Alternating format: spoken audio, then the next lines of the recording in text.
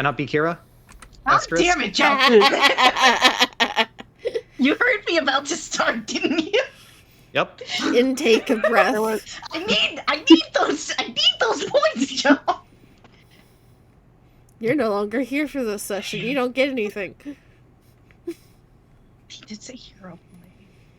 They don't roll over. It's a hero point. You can't even get hero points. You're not a hero yet. Mm-hmm. For now. I'm going to take a crack at it. I don't remember a lot because I haven't really been here consistently. But I know there were a lot of heart-to-heart conversations between like Hylas and Grandpa, between Michonne and Abigail, Abigail and Hylas. I'm trying to remember. I know everyone met up back at the hotel and had all these conversations. That's all I really remember distinctly. Fucking finally. Mm-hmm. And then Willow somehow became the fucking bad guy for trying to keep people from running off on their own again. Willow made a discovery about Hylas. Quote unquote. Well, like a hypothesis? Hypothesis, I guess would be a better hypothesis. I hate that. It's just a big game hunter theory.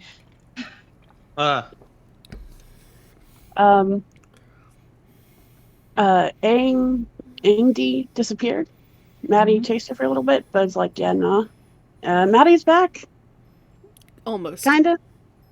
Almost. Close, hopefully. She is. Yes, she is within a day of the city.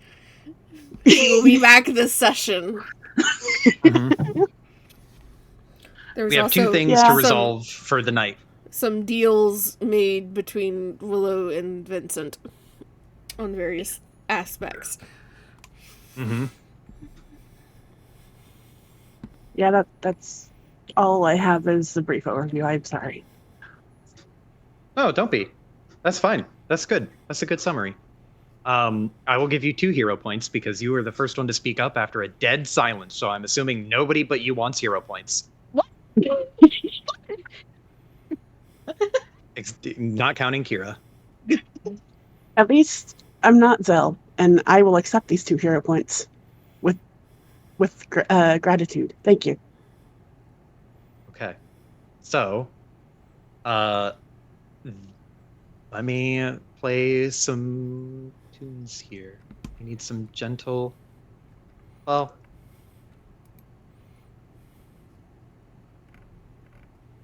Let's do this one. So, Michonne, if I remember correctly, went on a late night walk to go to the theater to see the rest of the ballet performance that was going on. Mm-hmm. It's a short, well, not really that short of a walk. It's like effectively like 2 or 3 blocks away, but it's still walkable. So you walk over to Domain's theater. The theater is lit up. It's like the house lights are on, and the theater, when you like carefully tiptoe your way in, it is packed with people. The interior is darkened save for the stage, which has lights pointed up at it, and you can see the performers, the ballet dancers, gently gliding to and fro on different parts of the stage. Are you going to try to find a seat, or are you going to like skulk around near the back? I think Michonne stands at the back for a bit, and he is judging. Okay. Are they good? Here, I'll roll a d20. We'll see if they're good.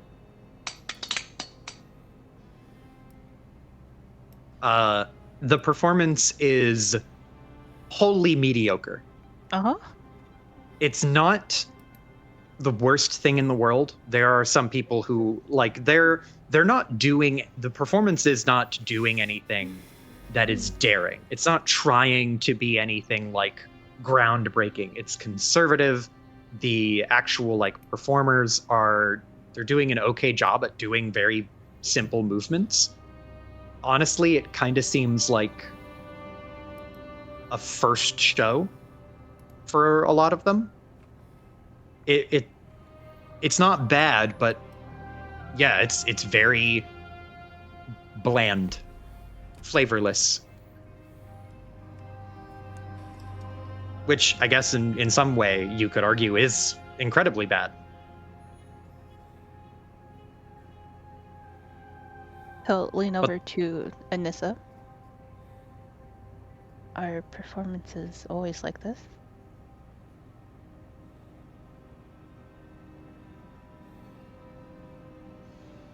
What's the history here? Is this a reputable place or not? It's a reputable place. I mean, hey, if you want to ad-lib it, you can ad-lib it. But if you want to ask me to jump in, I can. I mean, it just like, so the guy that they met here earlier, like, is he new? Is he like always a patron person here? Does Anissa know that? Lucius Blackwater, he's not like incredibly famous, but he is an aristocrat. He does frequent the theater. He's probably in the room right now in a seat. He hangs out here quite a bit.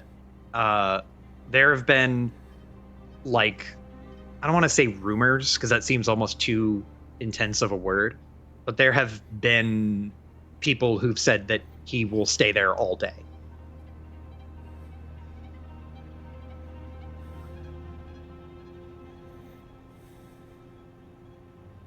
Oh, but Lucius does not, he's not the one who organizes the performances. He does a lot of like the money part of it. He's involved with the finances, but he doesn't actually do anything with the performances. He just enjoys the performances.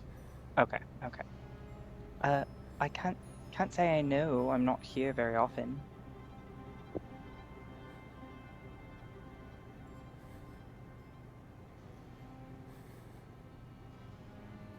Probably for the best. I mean, I suppose they're trying. That they are.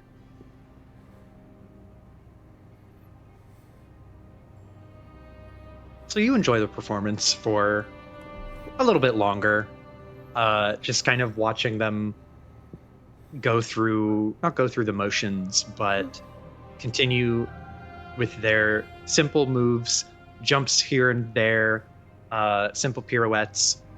And I don't know enough ballet vernacular to make it sound authentic, but it is a pretty okay performance. This is something that, Michonne, you could easily do everything that is shown in tonight's performance, for sure. It is something that with medium effort you could do.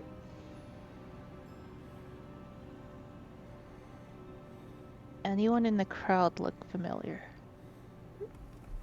It's a little dark, but there are a few distinctive features and characters you can pick out.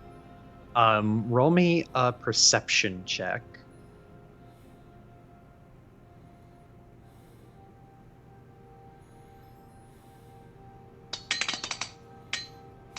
That's real good. So on an 18, you're scanning the crowd. If you move around, you can see their face a little bit. So if you just kind of drift to the side of the theater and get a little better look at their face from the light that kind of bleeds out onto the audience from the stage, you can pick out. Huh? Susie, What's that? sorry. Oh, you're good. I didn't even hear it. So you can see out some of the light bleeding onto the faces of the audience members, and in the crowd you can spot a few people. You can spot Mr. Blackwater. You can spot a few like just like semi-recognizable faces of people you've bumped into as you were walking around. Like the theater is very popular.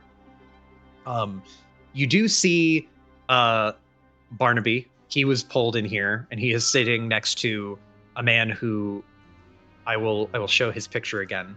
He was seen very briefly with him. This guy. You don't know his name yet. Ignore the name.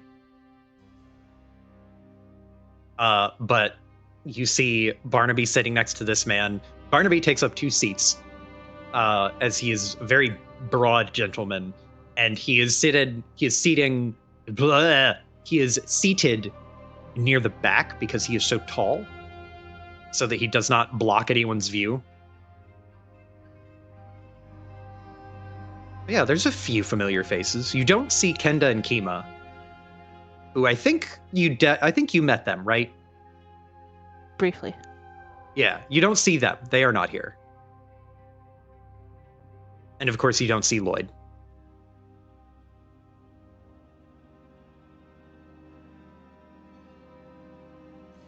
Okay. Is there anyone in particular you were looking for? It was Biggs, yeah. Yes. Now, there is a theater in the upper part of Murcott as well, but according to Mr. Blackwater, it is not as good as the theater here. So it kind of tracks that some of the rich folk, the aristocrat types, would come down here to be among the mortals and watch what is supposed to be a more quality performance. Although tonight seems to be a bit of an exception.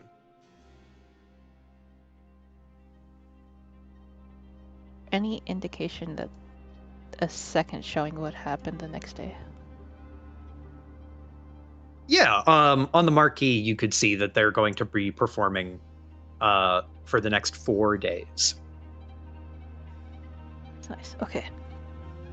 Michonne will turn to Anissa, nod his head. Oh, I've seen all there is to see. Shall I walk you back? Happy to leave when you are. Michonne, as you are getting ready to leave with Anissa, roll me a will save. 20. Where do I find this? Left side of your sheet toward the bottom. Yeah.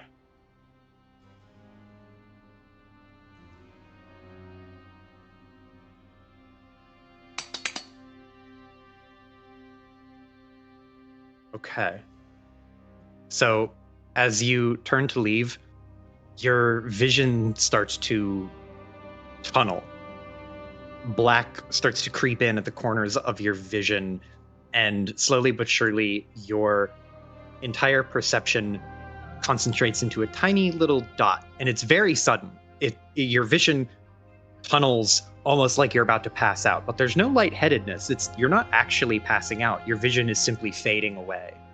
And the next thing you realize is that you blink and like rub at your eyes, trying to figure out what's wrong with them. And then when you open your eyes, you are not in the theater. You're in a room with a bed lamp, like a little oil lamp, and a simple book. You look down, and you can see you're wearing different clothes. And you look around the room. You're in some kind of bedroom, like an inn maybe. It's hard to tell, but it is quite nice. There is a lot of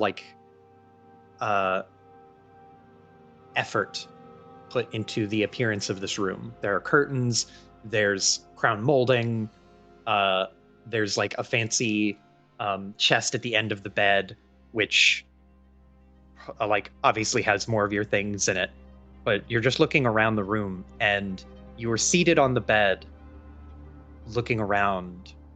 And as you look down, you can see that your clothes are obviously different, and you have something in your hand.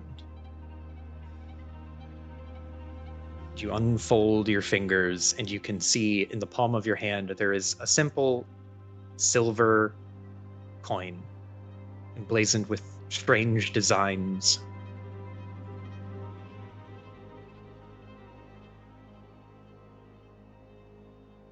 Mr. God, Uh-huh. first of all, how fucking dare you? Mm-hmm. Mm-hmm.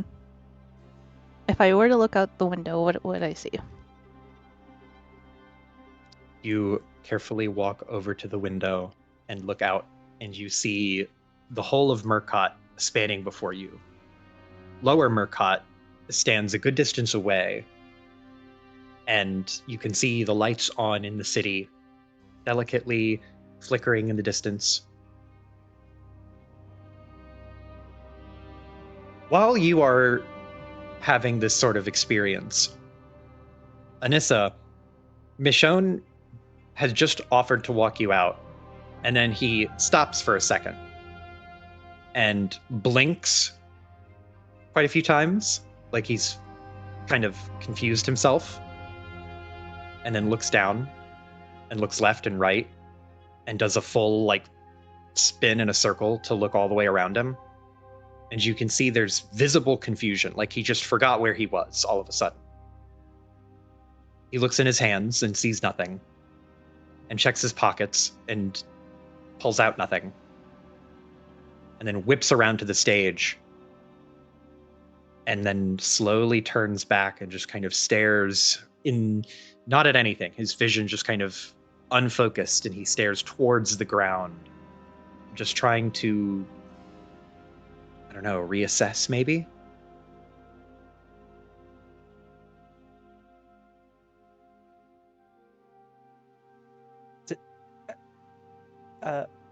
Are you all right? His head snaps up.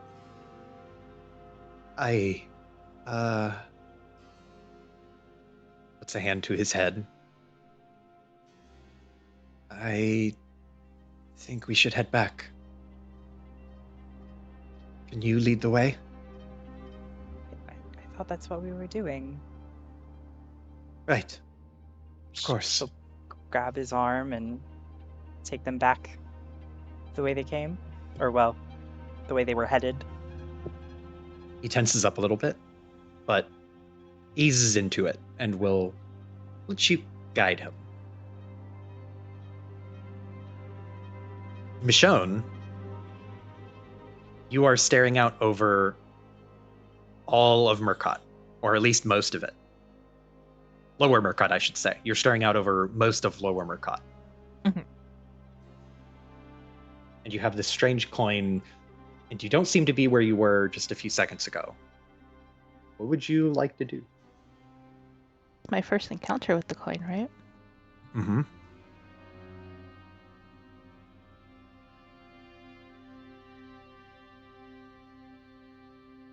Mr. God, Mr. Handlebars even, would you say this is my first encounter with a doppelganger type situation of all the worlds I've been in? Yeah, I would say so.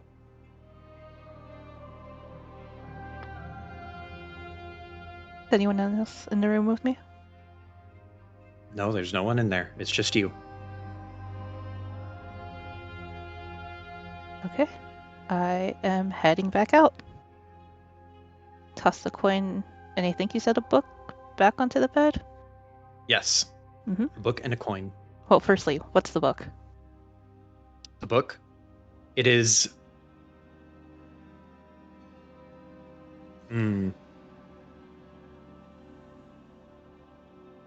What is something that... from the old world that Bellamy would read? I have a suggestion. Uh-huh. It's William Wilson. It's a collection of Poe short stories, and it's open to William Wilson. Charles, does this spark joy? I didn't read William Wilson, but sure. It's a story about doppelgangers. I need to read that story now. Yeah, It's good. that makes sense. Mm-hmm. Oh, there we go. Yeah, it's a book by Poe, who is, I think, still alive. Oh, I checked. Yep.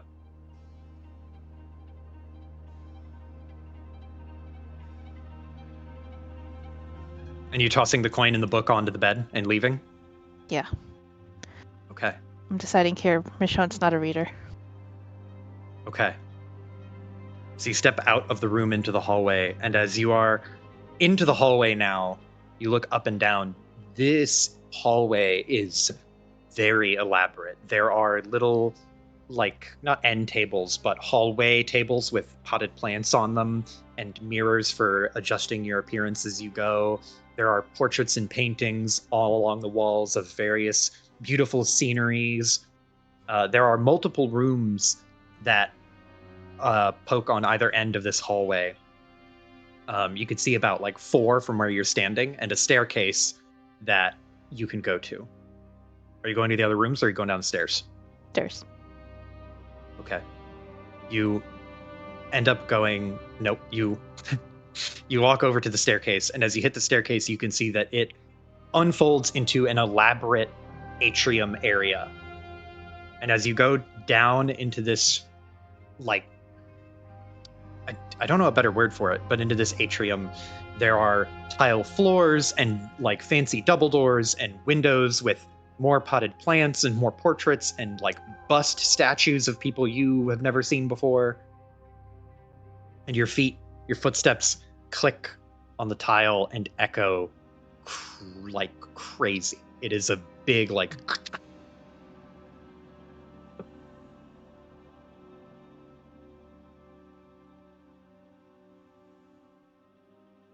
Are you just running straight out into the street?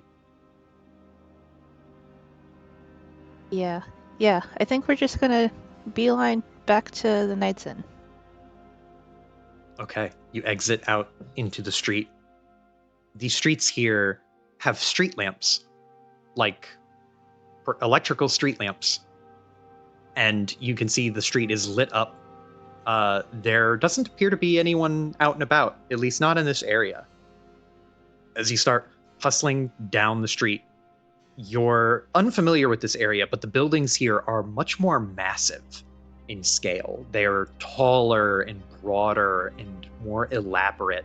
Some of them are stonework, others are wooden, and the wooden ones tend to fall into this elaborate colonial style homes, like big mansions.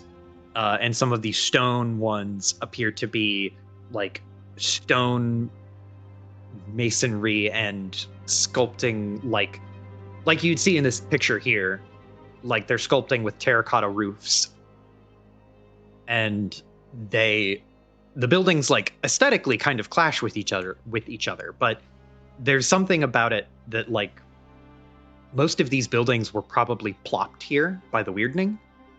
It's a kind of difficult to know for sure, but it seems like all of their independent styles stayed independent, whereas something like Deepfield, which you didn't actually see. You didn't see Deepfield.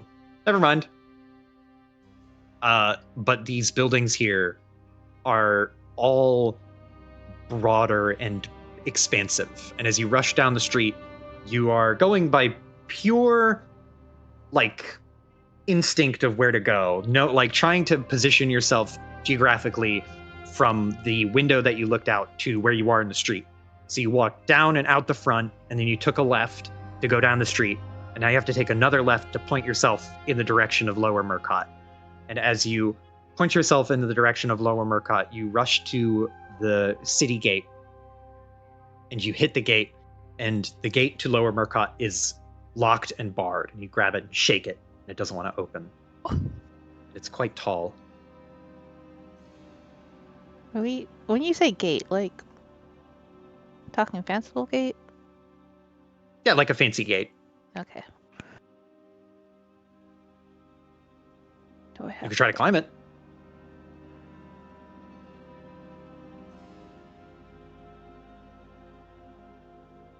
I suppose I should ask if Bastard Bell has different feats than Michonne.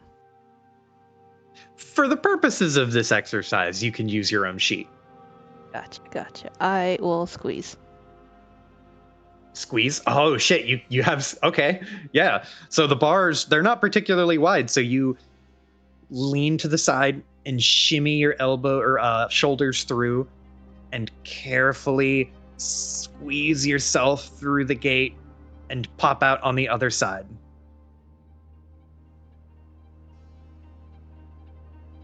And we just continue on our way? Because in my mind, I just teleported, and obviously that's what happened to Aang.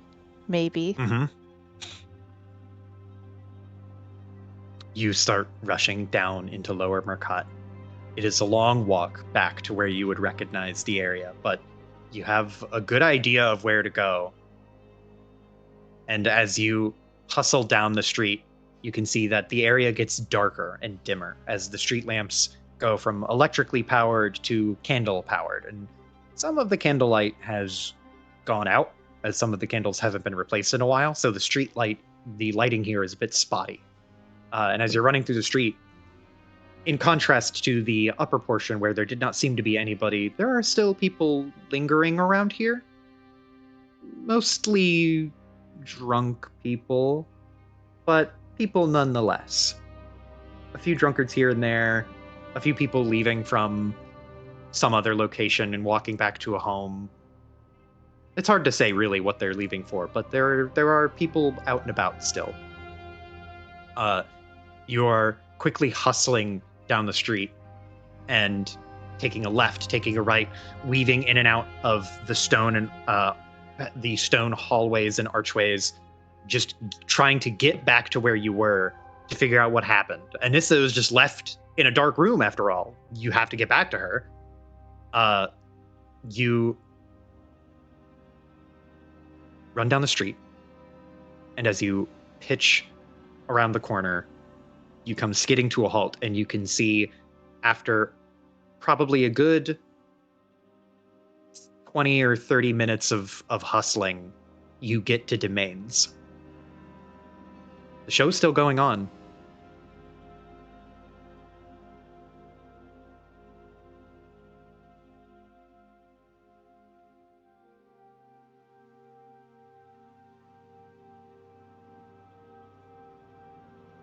I imagine though he tries to be still discreet about opening the doors, he's out of breath and a bit more shaky about it, having just ran all that way.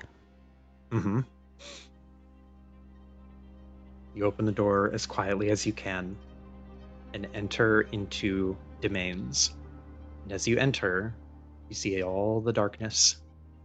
Everyone is seated. The show is still going on. It's slowed down to a different act of the show. But you don't see Anissa anywhere. Nor do you see the clothes you were wearing anywhere, which maybe you assume they just fell onto the ground, or maybe they transformed into what you're wearing now. Performance still mediocre. Yeah, same performance. Still mid. I'm gonna assume same world then. Mm-hmm.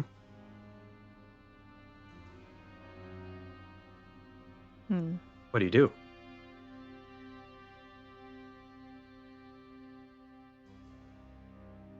Leave towards the lobby.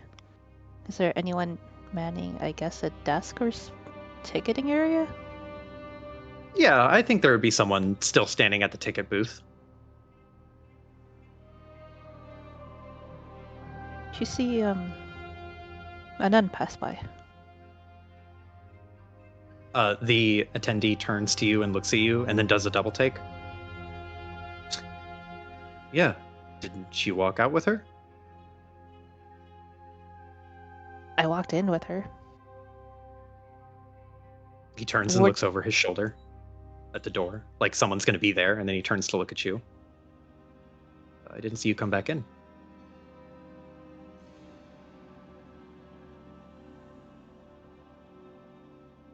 Stares at him for a second and...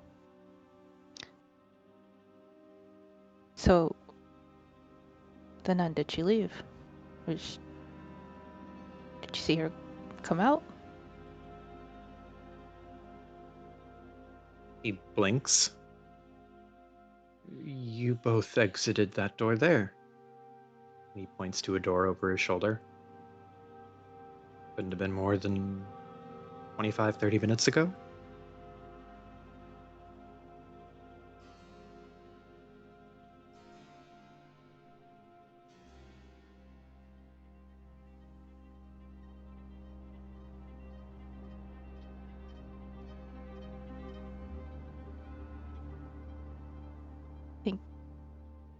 He runs his hand down his face and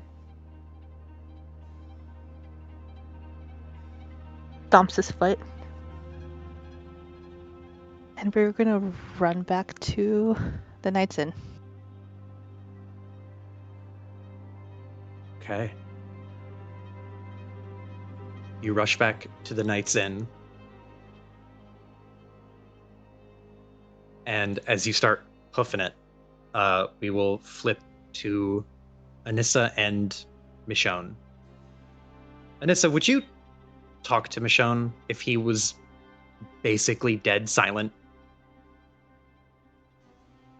I mean, no. I think she would maybe say one Mhm. thing, and then if there was so he's not even gonna respond, right? Yeah. I mean, no. She would just, okay, we'll just continue on then. Okay. It is a long and quiet walk.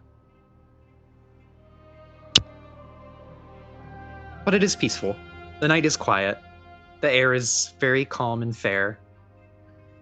And there is no drunkard nor Lloyd to upset or perturb your walk. It's a peaceful walk all the way back. And when you arrive, Michonne awkwardly pulls his arm out of yours and looks around. He's looking like he's taking in the building for the first time. And then he runs a hand through his hair and just goes, I suppose I will see you later. Wait, is this is happening outside of the Knight's Inn? Yes. Yes. Are you not coming inside? Yes. Sorry. I'm just a little... He waves a hand at his head. Tired. I'm sure we can get you some tea. He nods and doesn't seem put at ease, but he nods again. Just goes, that would be nice. And he'll follow you as wherever you take him. Well, they'll go inside, and I assume she will try to get him some, calming, chamomile. Uh-huh. Before they're going to their rooms.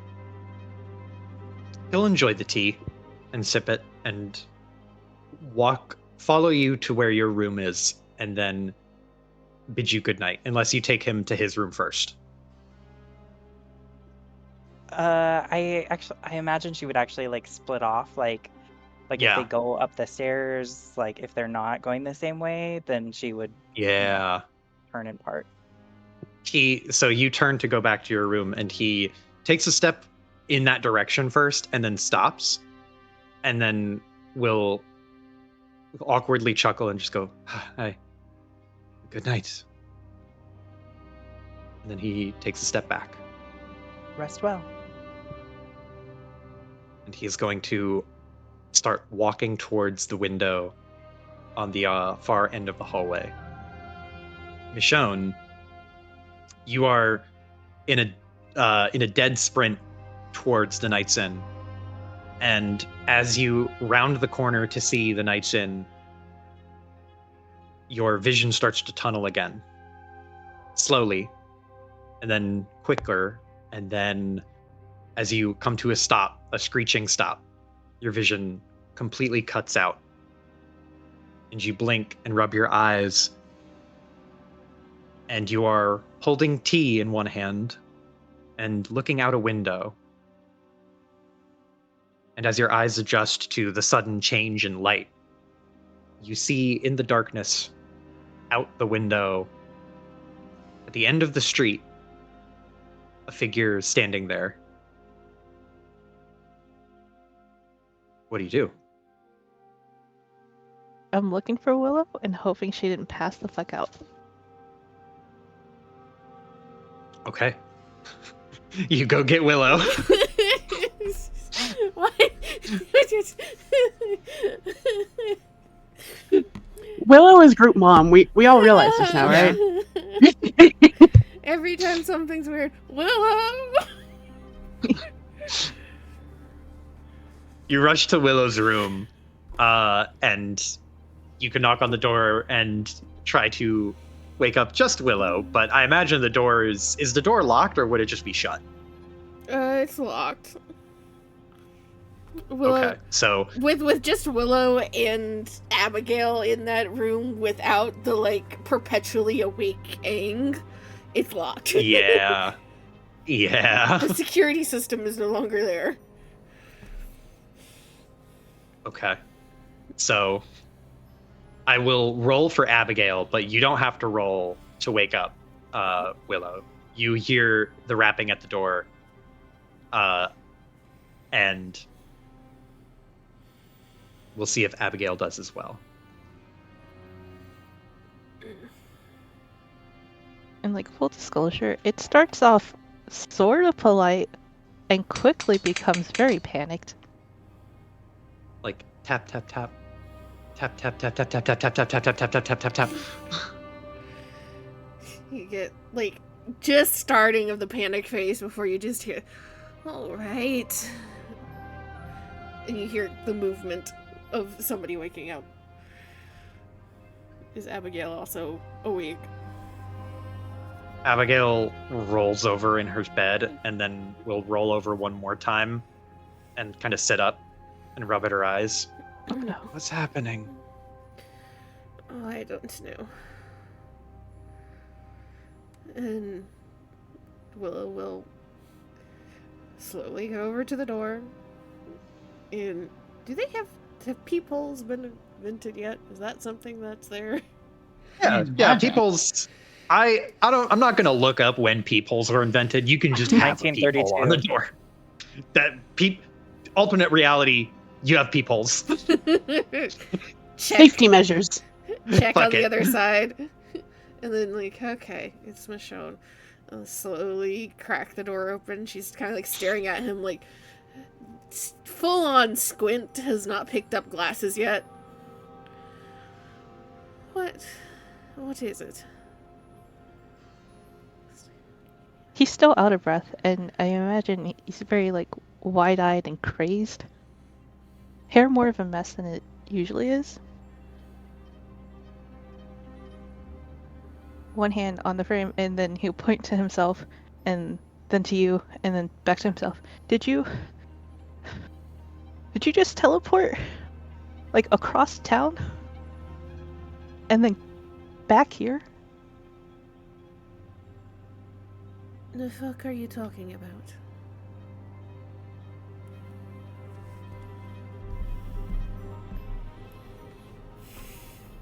And he'll right himself and look at her very intensely. Did you just teleport across town? She is very clearly just crawled out of bed. And you see the very clearly still in bed Abigail behind her. No. I have been asleep.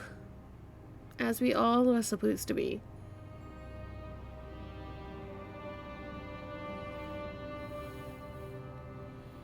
Okay, well, Come in. Just sigh, open the door. Abigail shrinks under the covers. If she is hiding under the covers, Michonne will face a wall. It's not that she's indecent. She's just like, a man in the room this late? How unruly.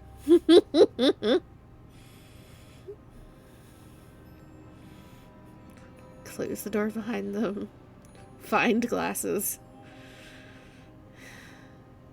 First, catch your breath. Then tell me what happened.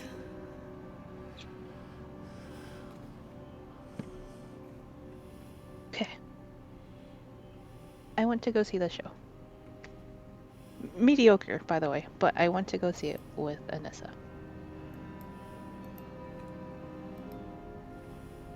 We were about to leave, and I blacked out. Woke up in a room in Upper Murcott.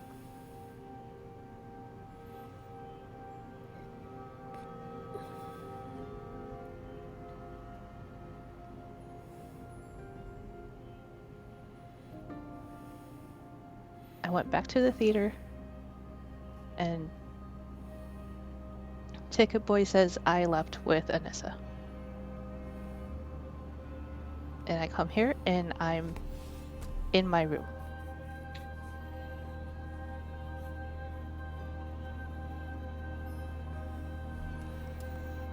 As in, Abigail. you see yourself here? As in, I was outside the building and woke up in my room. Did you just have a dream while you were awake?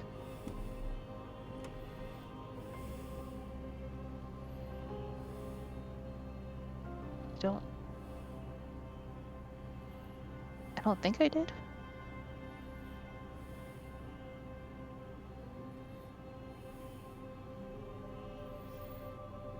I know Willow had Winter go wander around the city for a bit. She back yet?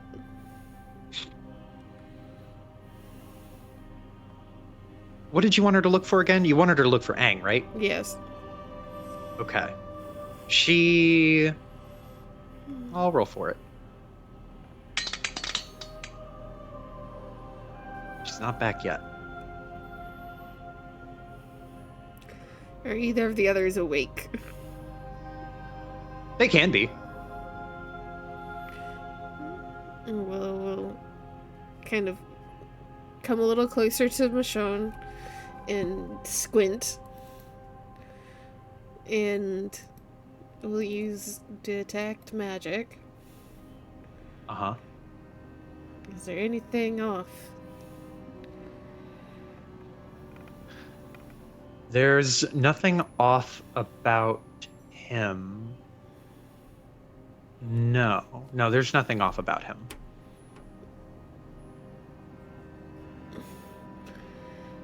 Any lingering magics that's not usually there?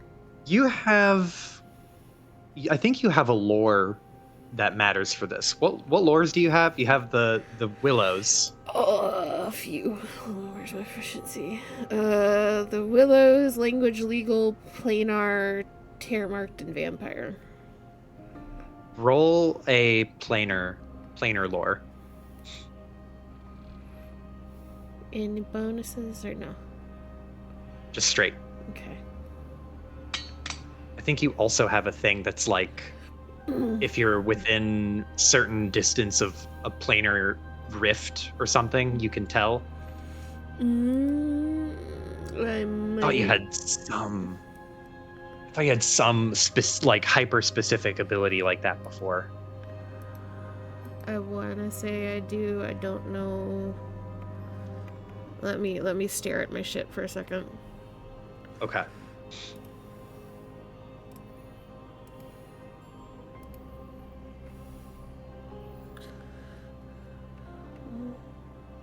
Yes, that's part of the Empty Whispers background.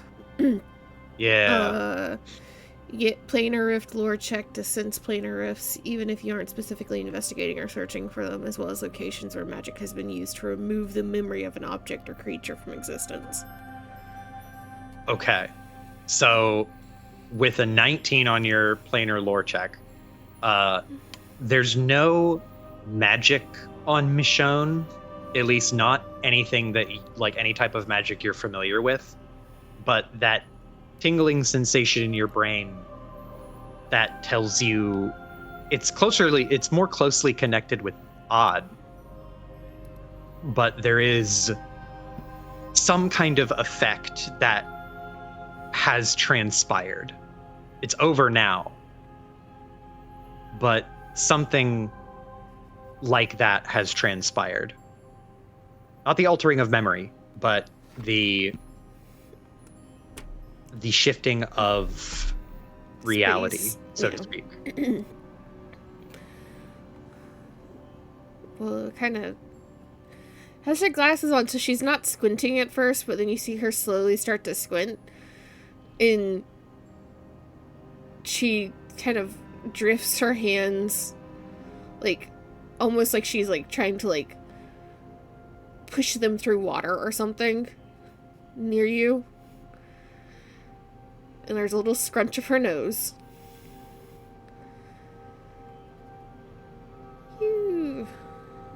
You did experience something. These traces of magic aren't usually on you.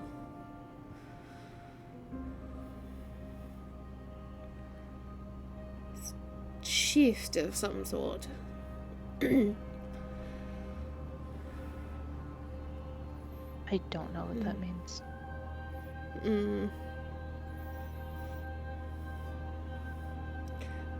Will kind of straighten herself and has her hands on her hips as she's just staring at Michonne, like not meeting his gaze, just staring at him. And then she will kind of look off to the side. Oh, and are you there? There isn't like an audible response, but like a dull, like, rumble in the back of your mind. Something you might want to see. You're facing Michonne, and eclipsed behind. How tall is Willow actually? I want to say she's like somewhere between 5'10" and 6. Mm-hmm. She's very slightly shorter than Aang. Yeah, she's slightly shorter than Aang, Okay. but she's tall and willowy. Mm-hmm. She's taller than Michonne for sure then. Okay. Uh-huh. Our short king. So as you are talking to Michonne, stepping up from behind him as if she were rising from a staircase, Odd just silently appears. And she is wearing your daytime, like typical daytime clothing outfit, and her hair is up. She has glasses on. She looks more like you normally look.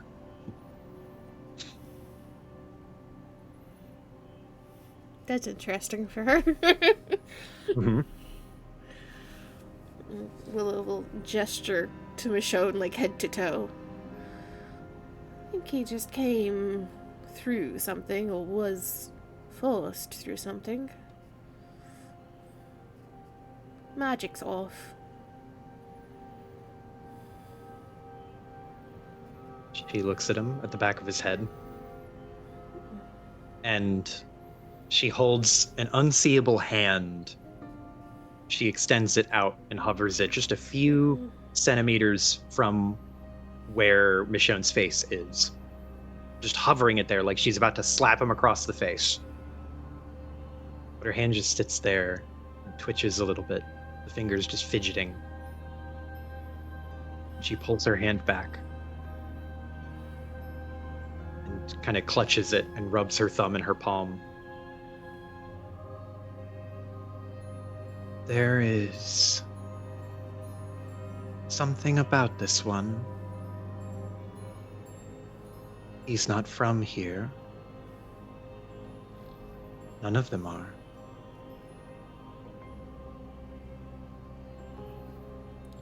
None of them. She nods, looking at Michonne.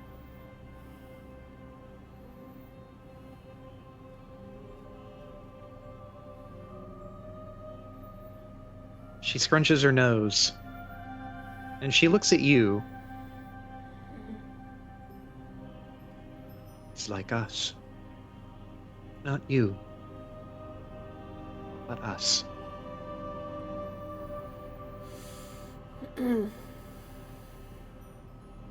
But somehow separate and physical. She looks at Michonne again. Again, like, invisible to Michonne entirely, but she just slowly nods. It's different. And the same. All at once.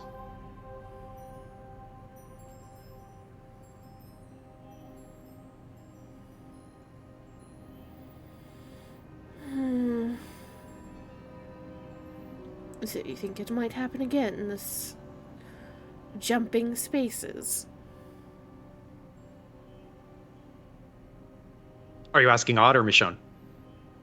Well, I mean, Michonne is hearing everything that Willow is saying.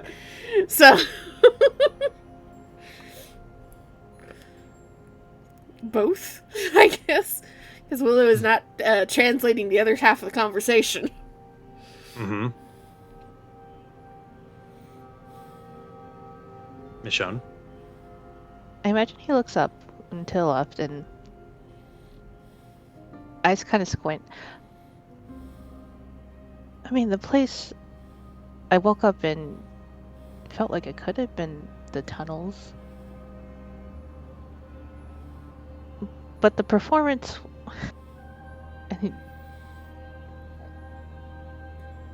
he obviously, like, can't take himself seriously right then and there. And he nods. It was still mediocre. I don't think I traveled.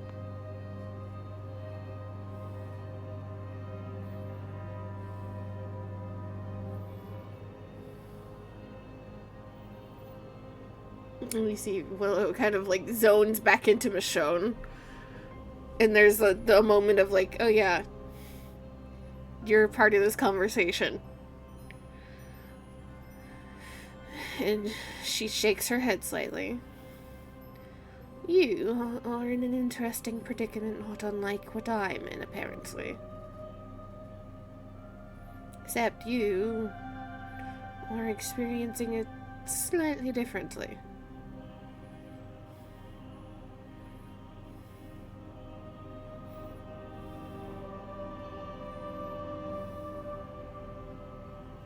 Does Michonne know about the other willows?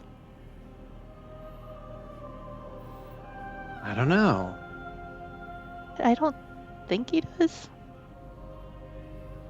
From his time in the other locations, do you think he would have learned about it?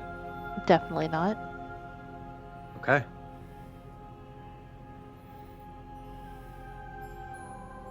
So he just looks at her and with a stare, and I still don't know what that means. And she sighs. We'll motion towards the empty cot, because Abigail pulled her mattress next to Willow's bed, right? So it's just a cot at that point. Yeah. Motions to the empty cot. We'll take a few steps back. Wait for him to sit down. And she'll look over to Odd and hold out a hand. Odd Time looks for at your show and hand. tell. She looks at you. Her expression is very flat. And she looks towards Michonne. And she does not avert her gaze. She's staring straight at Michonne, and she lifts her hand up and puts it on your hand.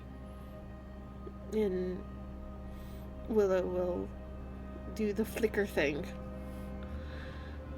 So that she is solid and corporeal for a minute. Mm-hmm. For a glitchy few seconds, Michonne, you see an apparition that solidifies itself. And there are two willows that are in the face identical, though their outfits are different at the moment.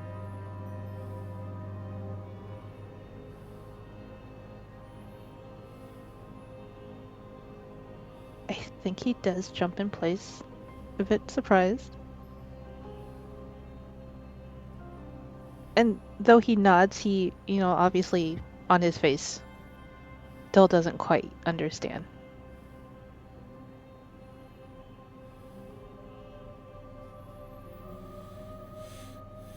Mm. Just like that all the time for you? Sometimes better, sometimes worse. But working theory. Just like you've jumped between worlds and met multiples of many people over. There's something in the magic that has connected me to the other willows. Multiple minds fighting for one body. Theoretically, what's happening to you could just be multiple bodies fighting for one space. If you're teleporting around, at least. Okay. Willow, I will let you choose. You can have a roll with advantage, or you can have a hero point. Because you hit the nail on the head. You can roll to get more, or you can take the hero point. Roll. Okay, so you roll planar lore with advantage. Right now? Yeah. Okay. This is for another, leap in logic that you could make. Keep higher, I think that's how you roll with advantage. Yes. Yeah. 18. So on an 18, as you say it, as you voice it out loud, the idea of multiple minds sharing one body and then multiple bodies trying to share the same space, it clicks for you. You have this moment of you and the other willows aren't, at least not for very long, you aren't in the same place. You aren't physically in the same location. You're not both here. The willows are disconnected, if you had to put a word to it. They're separate from the physical realm where your body is. You don't know what would happen if they were permanently physical here. There's a tacit assumption that you and the willows would exist perfectly normally. You would just have your own different experiences. You're just two different bodies. It's totally normal. But you don't know that for sure. And if Michonne has the whiff of magic that is similar, at least Odd seems to think it's similar, then maybe that isn't how it would be. It might be that when there are two people, two of the same person on the same earth, it might cause unforeseen consequences.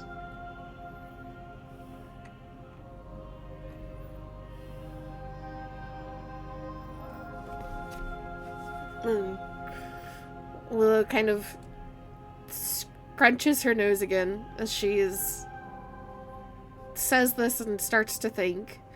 And she kind of turns towards Odd. Which does bring up a whole list of questions.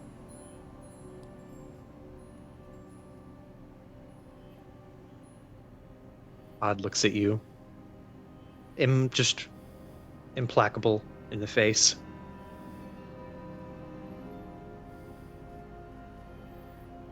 Would you like to know for certain? What will that involve? There's a slight twitch of her eyebrow. Going below.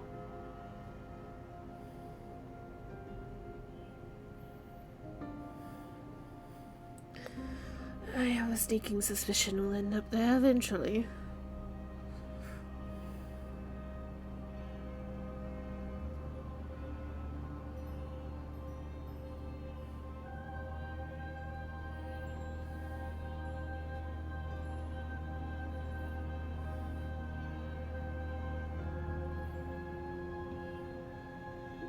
She'll look back to Michonne. Have you encountered others of yourself? Other worlds?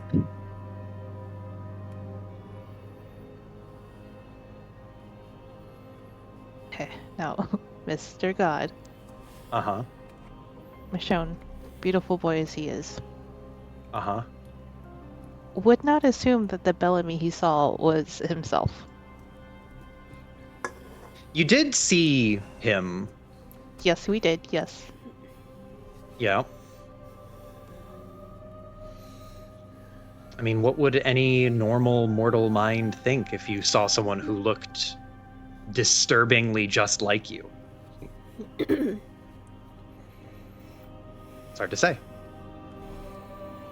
And you also know that there are copies of people in every world. Mm-hmm.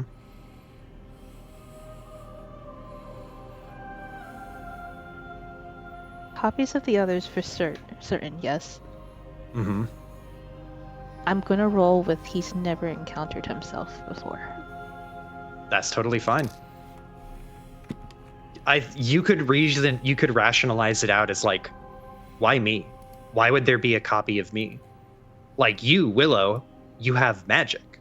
Michonne doesn't know that, but like Willow has magic. Like, of course, a magic person could have some connection to an alternate version of themselves, but Michonne's just Michonne. Why him? Clarify also, he's very egotistical. Mm. There can only be one of him. Oh boy. That's what we're dealing with.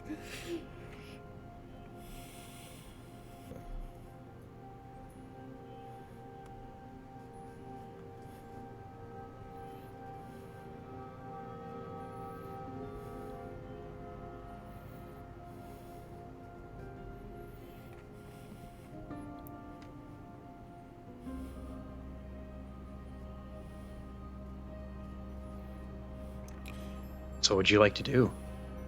What do you say? She has spoken to Yeah. you. Oh. What saith you?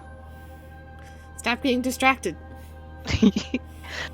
I mean, he shakes his head and he says just that. He's never encountered... Well, I've never encountered myself.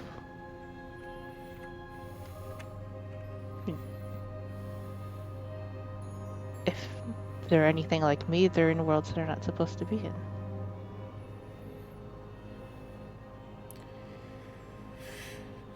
Willow just crosses her arms and tilts her head a bit. And kind of sit on the very foot of her bed. Well, just because you've not encountered them doesn't mean that they don't exist. You said that somebody saw you leave and you weren't there, correct? Yeah, but we could just ask Anissa.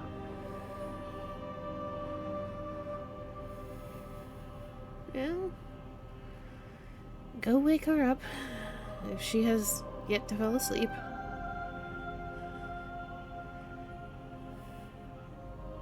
And as he's leaving, he'll turn back to Willow and say, we could have some answers if you befriended this world's Bellamy. Why is it my job to befriend somebody? I didn't even know that there was another Bellamy here. Abigail pipes up and says, "You do make friends very easily." But it's his other. He should be the one making friends, shouldn't he?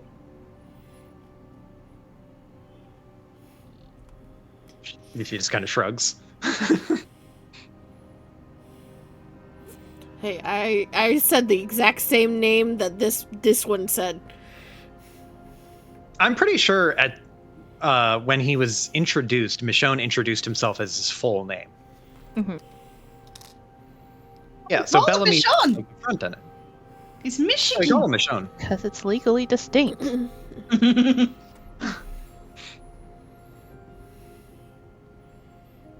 So you're going to get Anissa? We are gonna go get Anissa. Okay. Anissa, would you have gone to bed? Would you have fallen asleep? I mean, how long has it been since they got back? Not that long. Not that long. I imagine you probably could have just fallen asleep. You had tea, you went to bed, and then that entire conversation happened in the span of like, what, 25 minutes? Maybe? Well, Kidding 20 me? minutes? That's She how didn't long have her tea. prayers are. It's probably Oh. true. Also, she doesn't have tea because she doesn't like anything that affects with her awareness. Tea? Oh, Tea? caffeine. She drinks only water. Green tea. The holiest of drink. Green tea. Just water. Well, So- obviously, doesn't she drink the blood of Christ? It's water with red That- food coloring. Lies. She goes for the grape juice option.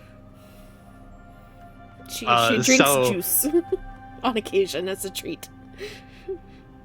I will let you pick, Anissa. Did you like just fall asleep, or were you just finishing up prayers and getting ready for bed? Probably just finishing up prayers. Okay, so you're still awake. You hear a knock at the door. Who is it? It's me.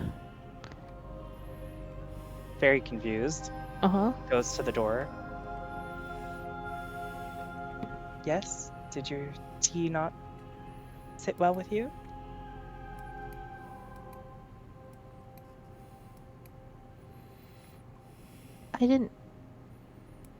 I don't think that was me. But,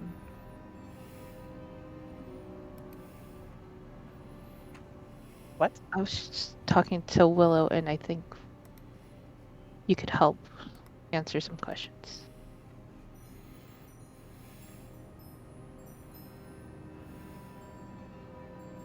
She's incredibly confused, but she's gonna. I assume she's like honestly like in her pajamas, so she's gonna grab like a jacket or something, throw it over, step outside. What exactly can I answer?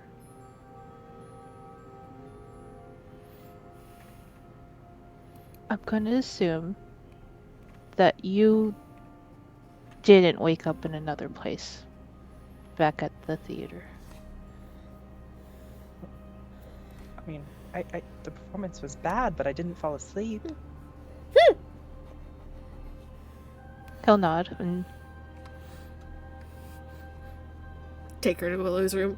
Willow is still Yeah. arguing with Abigail.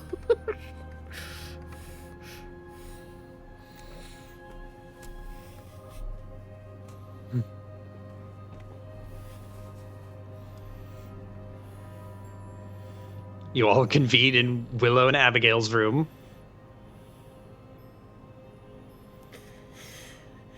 Will someone tell me what's going on? Michonne's having a little bit of a problem. And you might have a few answers to help clarify.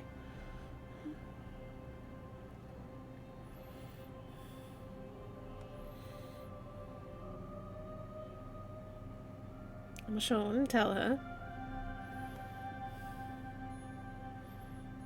after he decided to head back, I blacked out. And then he runs through the whole thing. And if you didn't wake up in another part of town either, then it's something going on with me.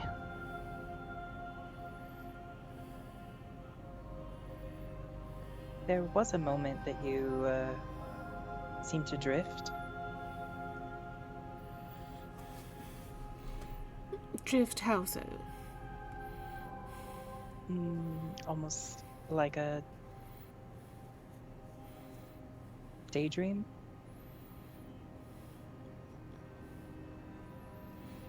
Confusion? Not so much so. You just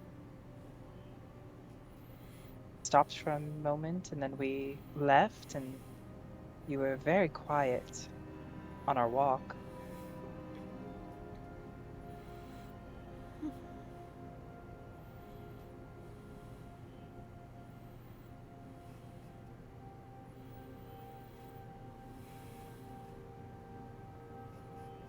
Not even one mention about bad form. No, not after the show, only during.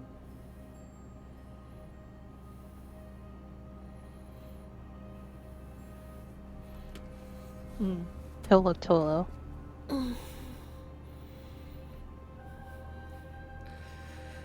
There does seem to be something specific to you.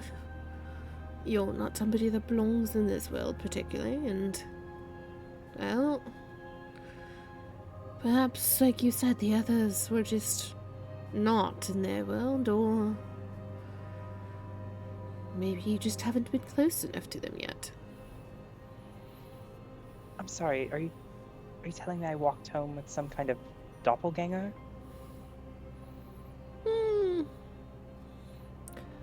Yeah, since we don't have any more accurate term, then that would probably be the best one to use.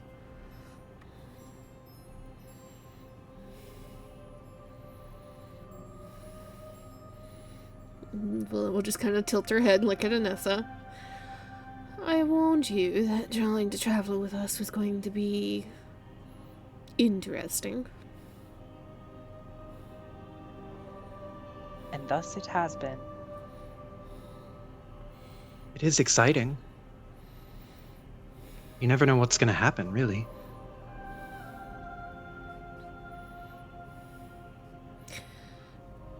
So it would stand to reason that this other Michonne is likely in town if you woke up in a hotel room of some sort. And I don't quite know what would trigger this fight over space. Especially since you've not talked to him. In fact, you seem surprised by his very presence. But if it has happened once, then reason would say that it's going to happen again.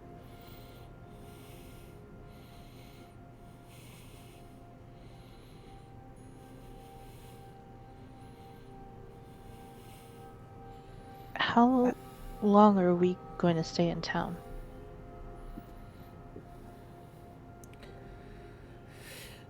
Well, just kind of tilts her head one way and the other. Well, you have to wait for Madigan at the very least, and I did promise to help Vincent and Malik try to find this vampire. And I still have to finish looking for Aang. Don't know where she's gone to. Hopefully she'll return within the next few days. And then she looks over to Abigail. And we have to make sure Abigail is settled and is ready to stay at the convent. She smiles, and then her smile kind of falters, and she looks at Michonne, and then smiles again. I think he does look to her as well. You have that exchanged look of people who don't quite know what to say.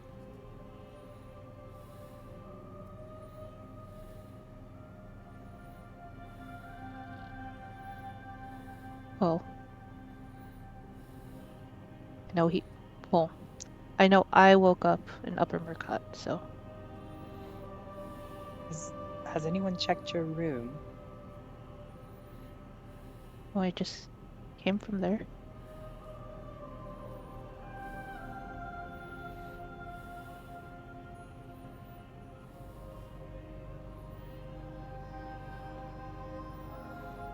Would Hylas have been asleep? Yes, Hylas is asleep at this point.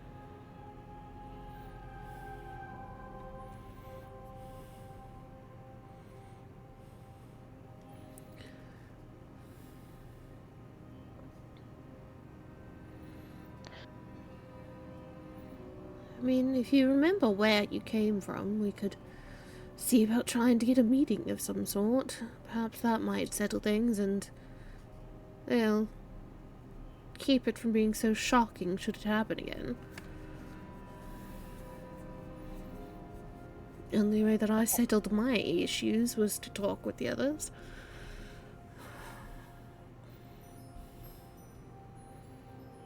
He'll make a face and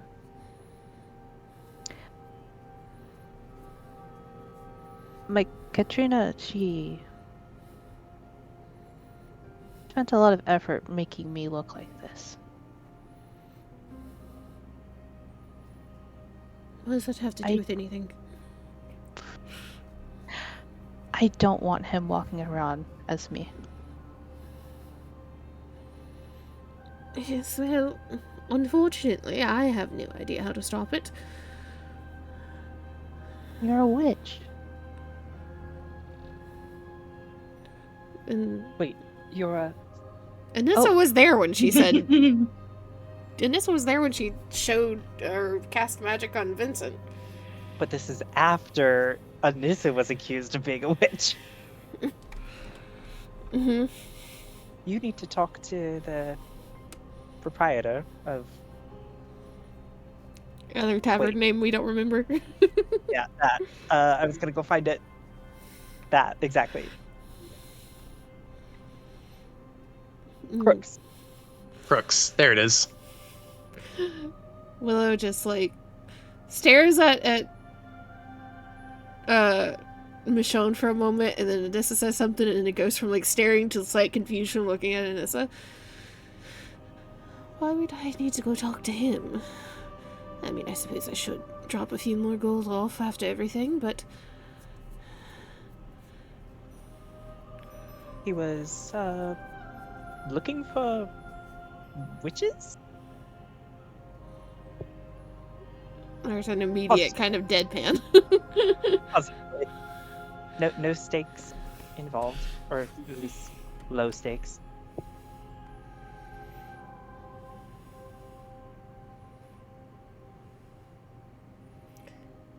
I certainly hope no stakes. Last thing this city needs is a witch hunt on top of a weirdling serial killer. And looks back to Michonne.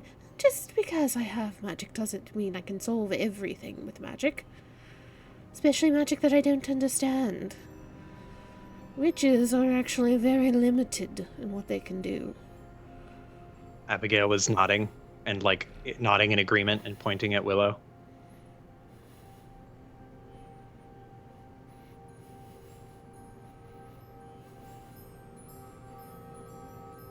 If Odd didn't have any idea of what to do, and she kind of gestures to where Odd was, beyond just what might be happening, then I certainly have no idea.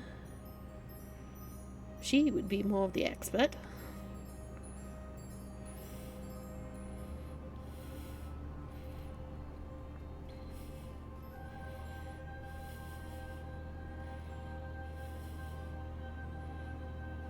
He'll sigh and lean back on the cot. If I'm going to go talk to him, I'd like if someone came with me. Oh, nobody's going alone in this city anywhere. I've had quite enough of that.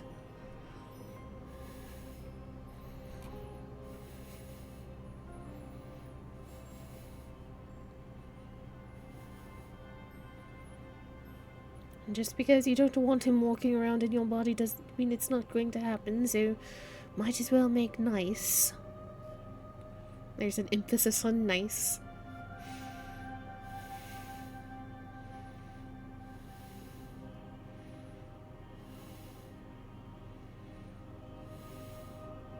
Okay.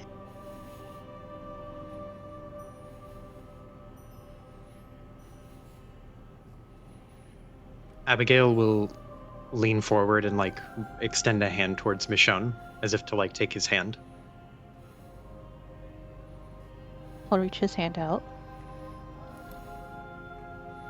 And she'll take his hand and she looks up at him and says, "Why don't you come to the convent tomorrow? Just to get away from the city and maybe clear your head?"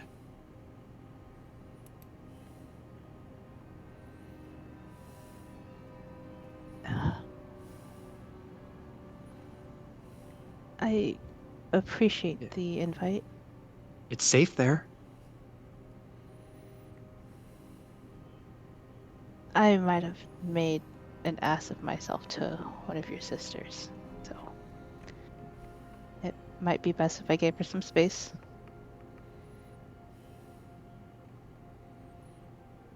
Abigail kind of frowns and will squeeze your hand, but then let go. An ass of yourself? What did you do? You weren't there very long.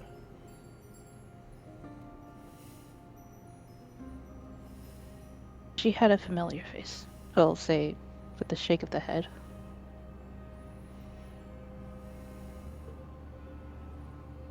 Was she someone you knew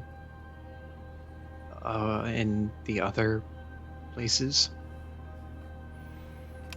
He'll nod and suppose I was a bit too familiar with her, same way I was with you when we all first met.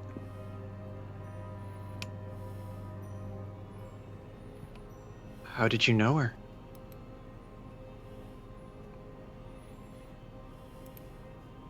It was Rosemary. I was surprised to see her there, so he'll shrug.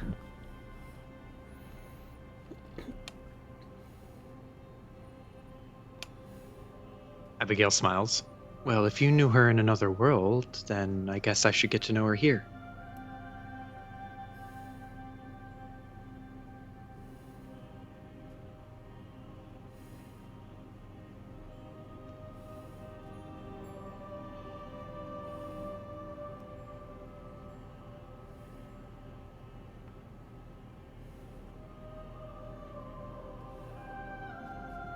Be good for you to make friends with everyone there, yeah? That way you're not alone.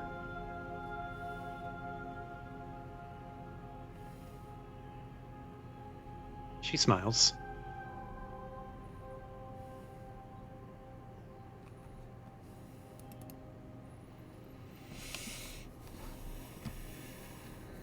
Well, all of this can be settled over breakfast in the morning. Who is going where with whom? I would certainly like to get a decent night's sleep. And the two of you also ran around the city for half the day, so two of you should also rest. Hopefully, wherever this other Michonne is, he is not wandering around.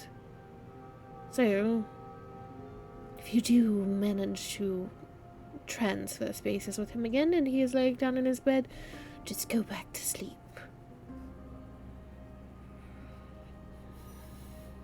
Michonne will nod and get off the cot. And as he turns to leave, he'll look back real quick. And just to be clear, that is not Michonne. That is me. That guy's a bastard. You don't even know him. You don't know him. Thus, neither of us can call him anything other than what his name assumedly would be, which is something to do with Michonne.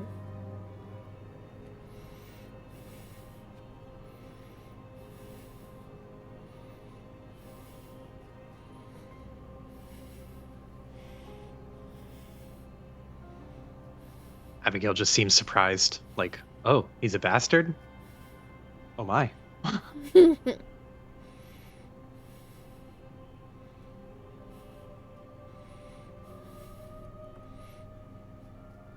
Starting out antagonistic with your others is not a good place. Trust me, I know.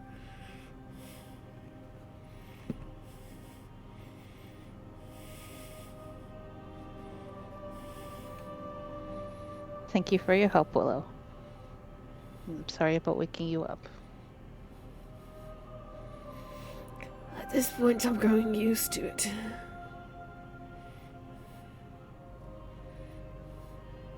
Looks towards Anissa. And you don't have any earth-shattering revelations to impart?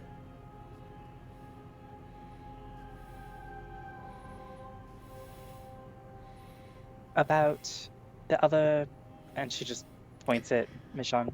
About anything at this point, it seems.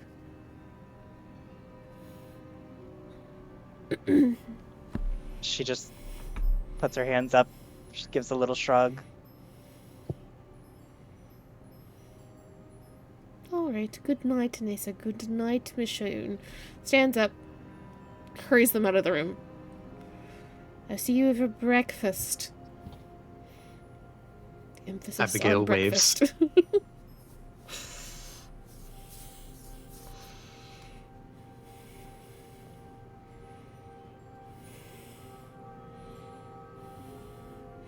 Close the door, lock it, turns to Abigail. If somebody else knocks on the door tonight, short of somebody dying, we are not answering.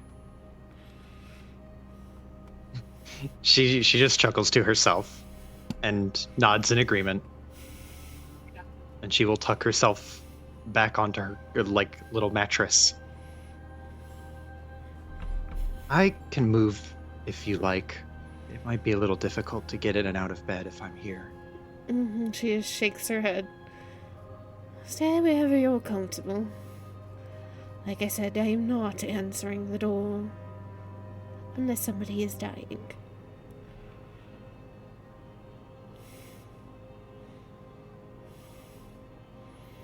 She just steps Anissa, over the Michonne. beds. Goes to bed. When they are out in the hallway, Anissa is gonna look at Michonne. So we're really just gonna let him wander? The other you? If he leaves me to my business, I will leave him to his. I am only here momentarily.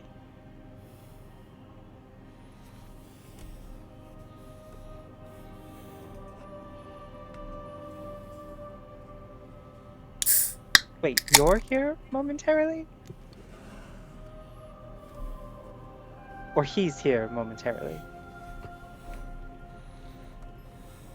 He'll extend an elbow and like gesture for Anissa to join him so that he can walk her back to her room.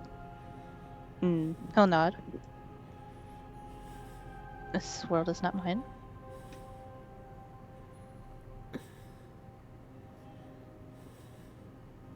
But then, how long have you been here? Only a few weeks, maybe a month. And that's an anomaly? Not for me. Well, we'll see how much longer. The longest was a year.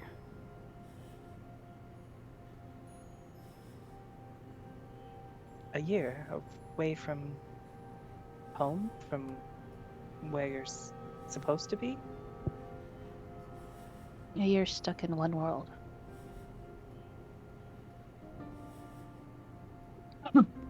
And where do you go next?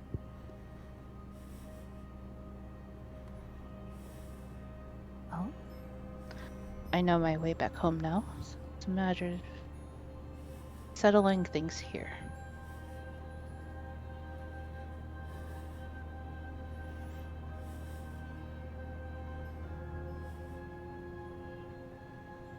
Well, Anissa is pleasantly confused, and will struggle to go to sleep tonight. I don't think Michonne burdens her with the knowledge that unicorns exist. Please, she can't handle it right now. Okay, you all go to your separate rooms and bed down for the evening and find peaceful sleep. Or most of you do. Anissa, you have a dream that you have never had before. No. You find yourself dreaming, like you have fallen asleep, and you're not like experiencing this in a way that you experience, like in the way that Michonne did. You're seeing through the eyes of someone else in this dream. But you awaken and find yourself rushing to another room. You are in a stone room and you burst through a door and then rush down a hallway and then turn down the hallway and rush through another door. And inside this door, there is a chapel to an old god. A chapel that you've never seen like this before. It is decorated in old world religion affects. And as you burst through the door in this chapel, there is standing at the head of the chapel, like right against or up to the pulpit, facing away from you, there is a figure in dark grayish armor with long silvery hair. And out of their back, through slits in the armor, protrude angel wings. Like glorious, feathery, big angel wings.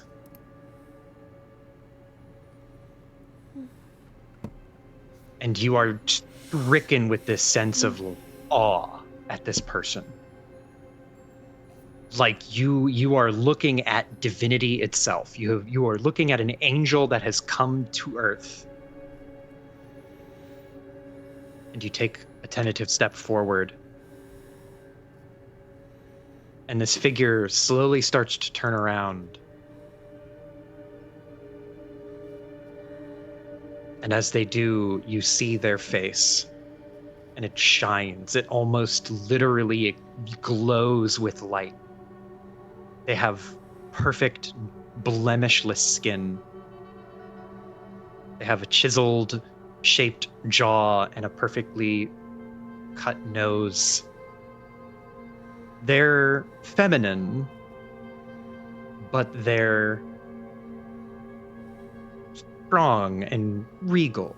They have a somewhat masculine air about them, which is only fitting for what looks to be a warrior angel who stands there before you with this like intense, dominating air. And they look at you and you feel the weight of their eyes like bear down on you in exalted splendor. Like the weight of their attention has physical weight to it. And you collapse to your knees and look up at them and bring your fingers together to form a prayer shape, or like to bring your fingers together into prayer. And this person steps forward and their wings unfold all the way out. And they span from opposite sides of the room. They step forward and hold a hand down to you as if offering to help you stand up. Hold.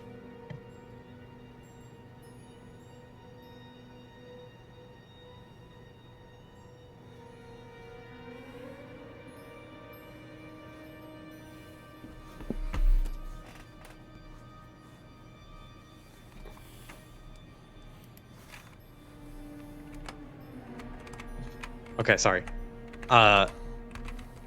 This figure holds a hand down as if offering to help you stand up.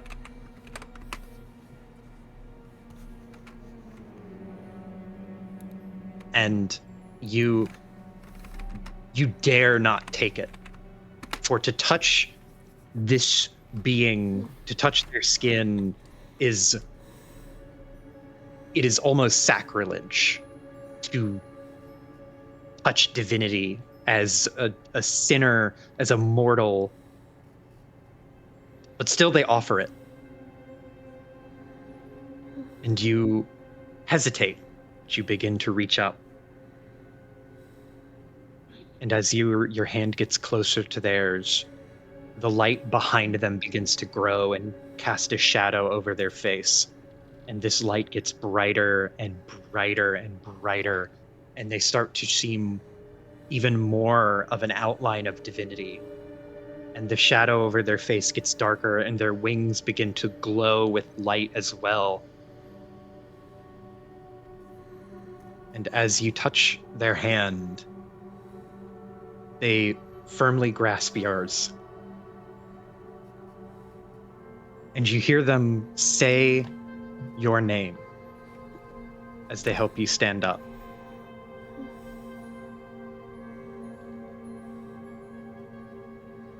And they help you to your feet as they say, "Stand, Ariana." You get shakily to your feet. You're shorter than this divine figure. As they glow in the dim lighting of this small chapel. This chapel far too small to contain their glory.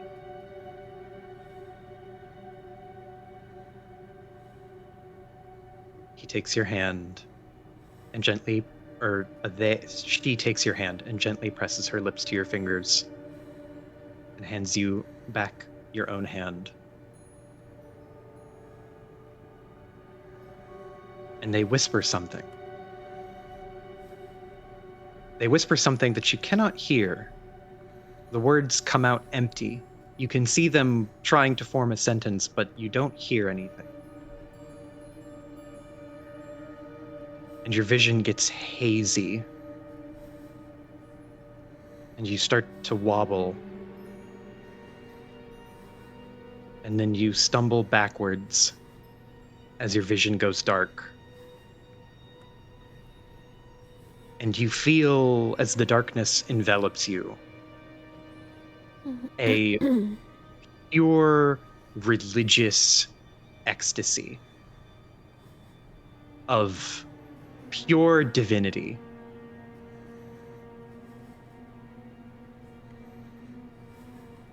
There is nothing you've ever experienced as holy as that creature was, whomever they were. And the only thing that you can think of to place yourself wherever you were, whatever chapel that was, on the wall in one of the rooms you passed through to get to this chapel, there was a single tabard. Or banner, sorry, a single banner, which you don't readily recognize. Orange with a golden lion encompassed in a black circle. You don't recognize that symbol, but it means something. And what it means is that is where the divinity stays. That angelic creature.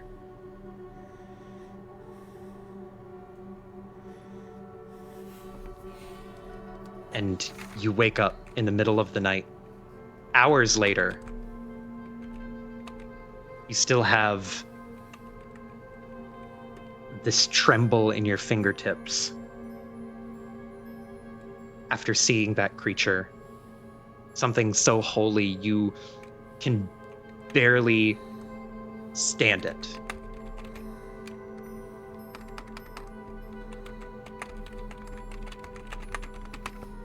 In the moment, in this dark night, while you're awake, is there anything you want to do? Or would you rather go back to sleep and try to wake up in the morning? So I have a lot of questions, but I think the main question is, to this dream, she recognized it was a dream. Did any part of it feel familiar? It felt very familiar. It's like you can know it's a dream. Like, you know that you don't have any bodily control in the situation. But it felt familiar to something you've experienced before, to another type of dream you've had before.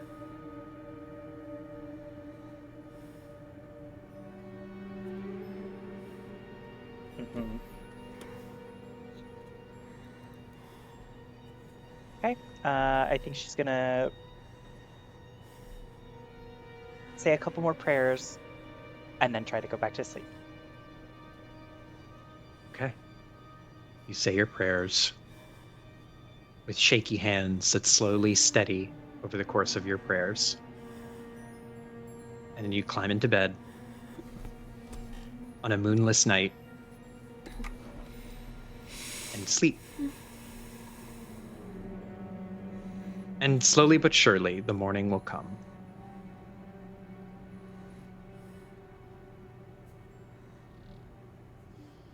Let me see here.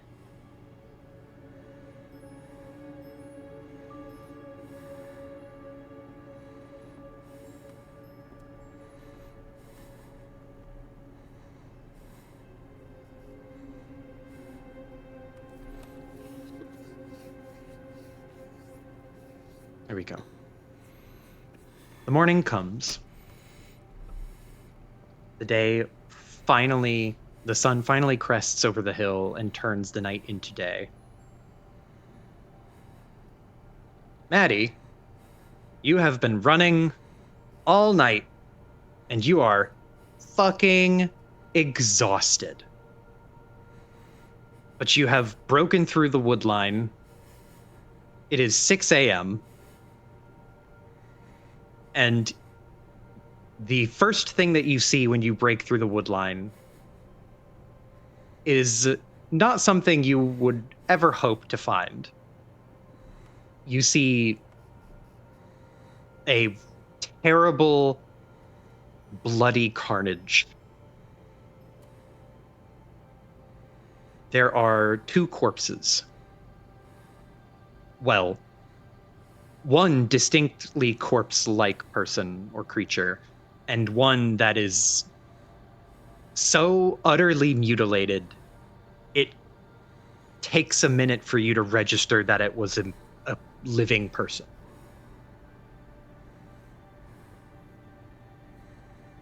The head has been completely ripped off from the jaw, from the lower jaw. The arms are missing, the legs are missing. It is strapped to a tree trunk, and above it, carved deep, gouged into the tree. What were the words again? Here lies Lloyd Valentine, coward. Yes. Here lies Lloyd Valentine, coward.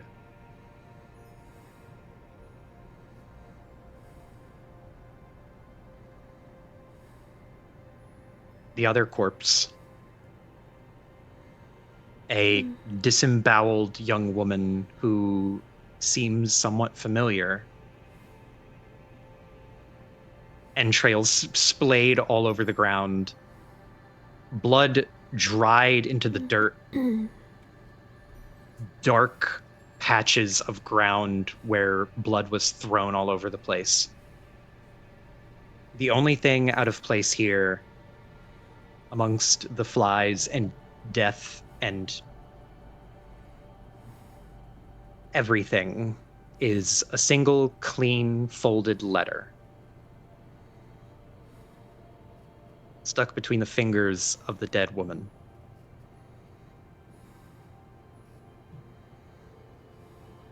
I would like to clarify, it's an envelope. Right. An envelope stuck between the fingers of the dead woman.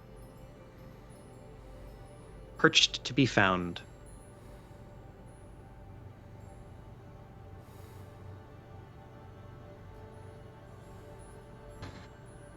So, Yeah. Yeah. I think it takes Maddie a moment to kind of fully take in the scene.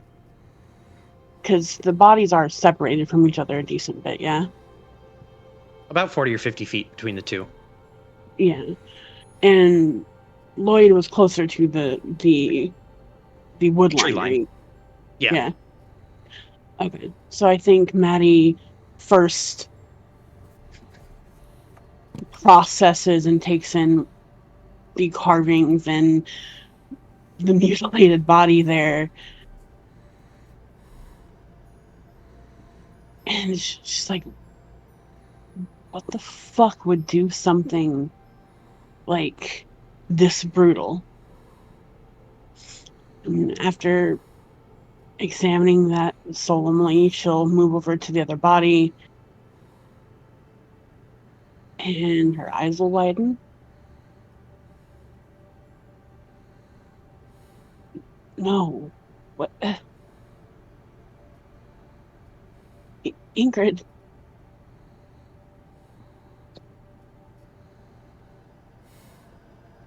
She'll move over and kneel and kind of like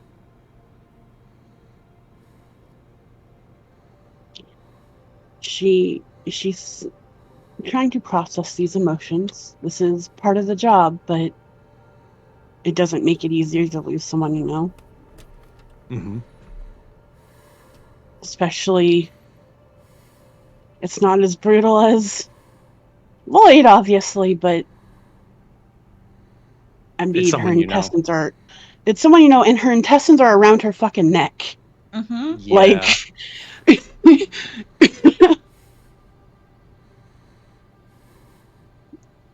I think Maddie, like, goes to, like, touch Ingrid, but there's no, like, she's dead. It's clear she doesn't. Maddie can't smell life. That she's brutalized, and I think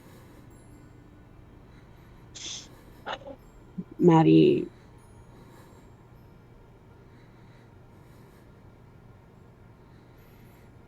tries to unwind the intestines around her. She feels pretty nauseous for doing this, but she doesn't deserve that. Ingrid doesn't. I think it takes her a little bit to even recognize the envelope that's there.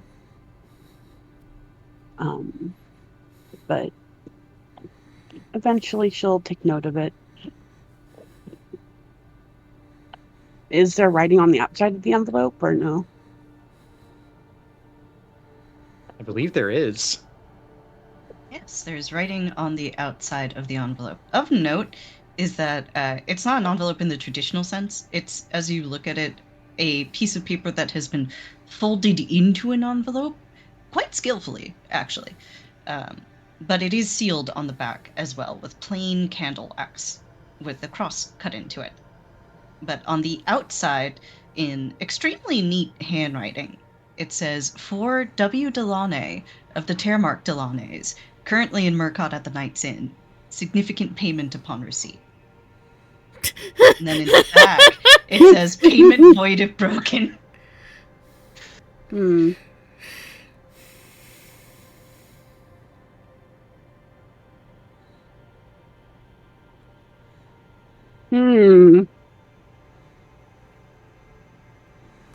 This bitch promised him the money. My money. What do Maddie's you do, gonna Maddie? open it. Maddie's gonna open it. Oh, Maddie's gonna open it. You, Oh, man. I was gonna say you struggle a little bit, but I imagine you probably use your teeth. She has nails still. She still has one arm. She can set it on the ground and use a nail to clip it. Teefies. There's also teefies. That could mess with the ink. You pry the letter open, and do you take great care to not try to break the seal, like so that it's intact chunk of wax, or do you just fuck it? Who cares? Fuck it. Who cares? Like, why the fuck is Anything this? else from Maddie? Yeah, why is this envelope just sitting all nice and pretty right here in her hand of a dead Completely woman? devoid of blood. Yeah. That's exactly it. You wrench the wax seal off and tear the letter open. All right. Do you want me to DM you, Iris?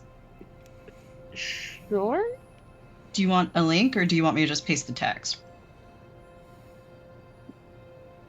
Whatever's easiest for you. I have the text copy pasted. Paste that Okay. text. There you go. Oh, whoa. Okay, that's a lot. Hang on. Mm-hmm. It is a lot, but it's good. Uno moment, s'il vous plaît.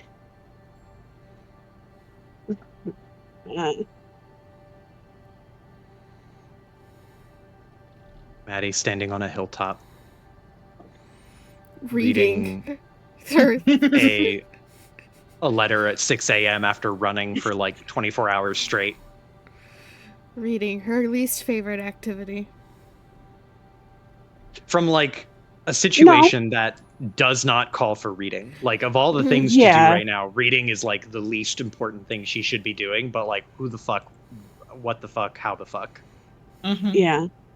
And to be clear, reading is not her least favorite. Writing is her least favorite. That's fair. It's only going to be more so now with Touche. one arm. Oh no.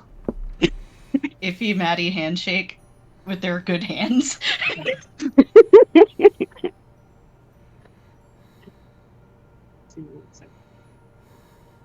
I had to think about it for a second. I was like, could they handshake, or would it be one of those awkward same side handshakes? But no, they could.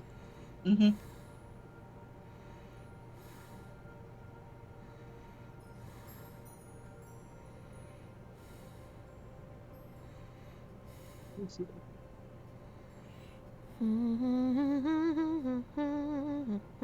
Look, I'm sorry, it's long, okay? I'm trying. I'm a slow reader.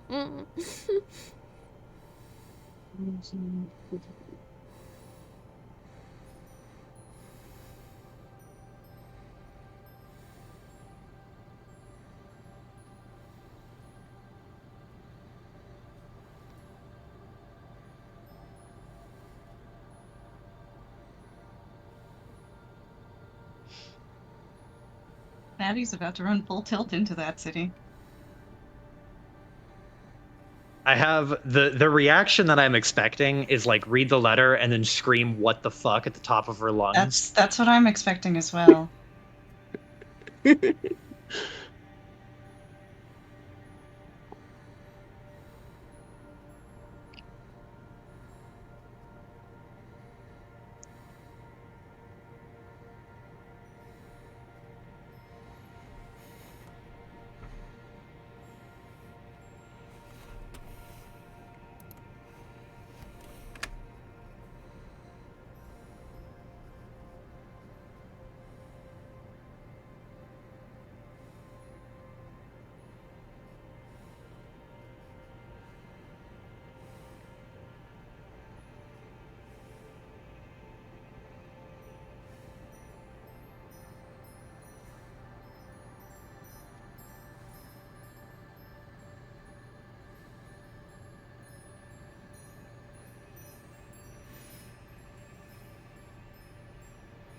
Is it bad that sitting here thinking about what Angdi did to Lloyd, it just made me think of Princess Bride? You to the pain, Tim. To the pain? Yeah, she did to the pain him.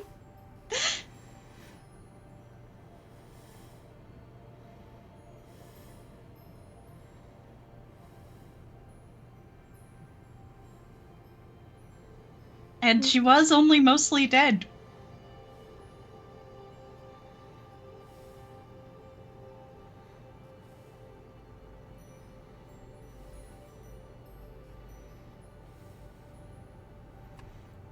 We need to have just a very, very intentionally short, campy campaign to do Princess Bride shit. That would be fun. Mm-hmm. You have one goal, and that is the only goal. No side quests. We're Save the on this kingdom. railroad. It's got to be something simple like save the kingdom, like Mhm. Very defeat a easy. dragon.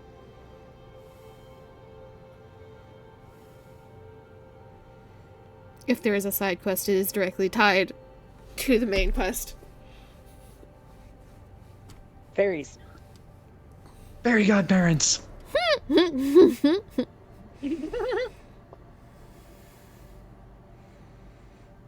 Okay. Uh-huh. What Where's our weird inspired character from that teacher? Witches. Fucking Crocker. Yeah.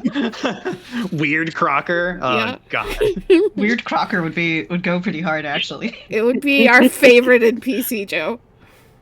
We would No. enjoy fucking with him so much. Witches. So what's Maddie doing, having read all this? Yep. How close is the nearest tree?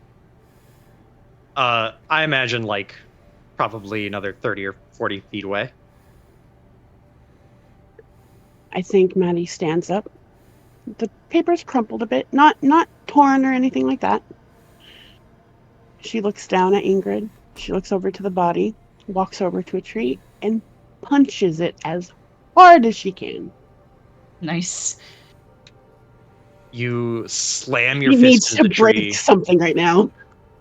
The tree, like I'm just assuming you deal max damage to the tree, which your max damage would like put a sizable gouge into the tree. Like your knuckles are bloody and raw, but you have punched a hole into a tree. If I can actually be the tree that is been carved into. Sure. The one with the Lloyd message? Yes. Yeah. You slam a fist into it, and you hear the splintering breaking of wood.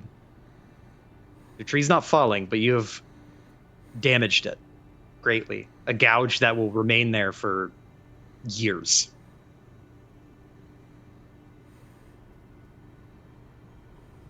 I think she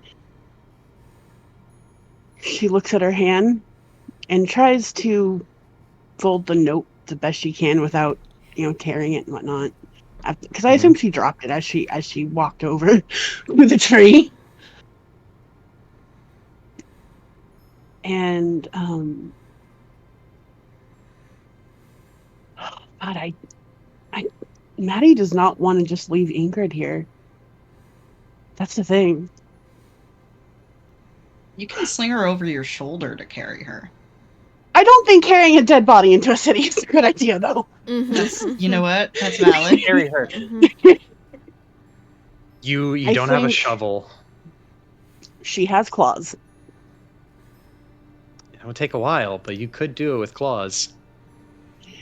It's not going to be super deep. It's not going to be fancy. It's going to be bare bones, but it'll be something. Mm-hmm. And I think, she's not going to rush it. She's tired as fuck. She's emotional at this point. She has a lot to process after this trip as well. Mm-hmm. Yeah. And I assume a lot more to process going into the city. So I think, she's frustrated. She's using that frustration to dig. She's probably crying a bit, those angry tears. Mm-hmm. But she, takes a couple hours, maybe like 2 or 3, to make some kind of small ditch for Ingrid. You dig and bore a barely big enough hole, but a hole nonetheless to fit what remains of Ingrid.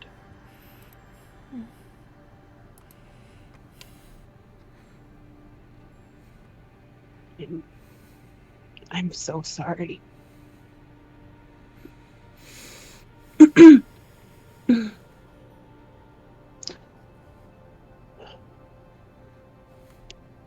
And she'll try and bury her, the best she can. Probably sit for a little bit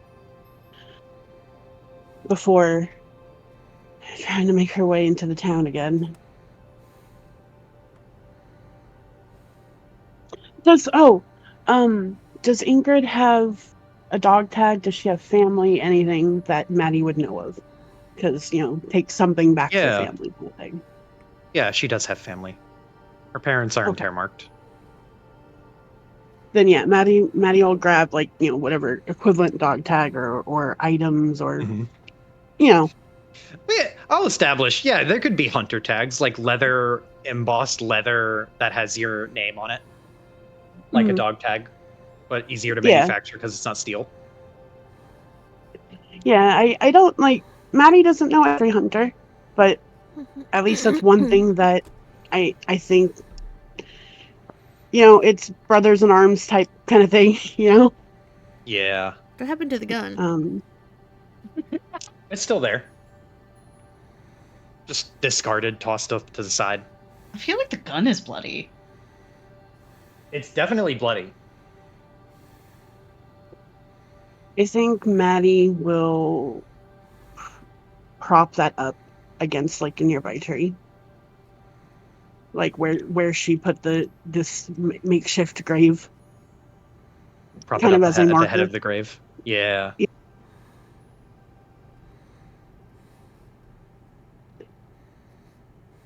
But she'll, after taking the time to do that, she's exhausted, but she's gonna try being the keyword to get into town.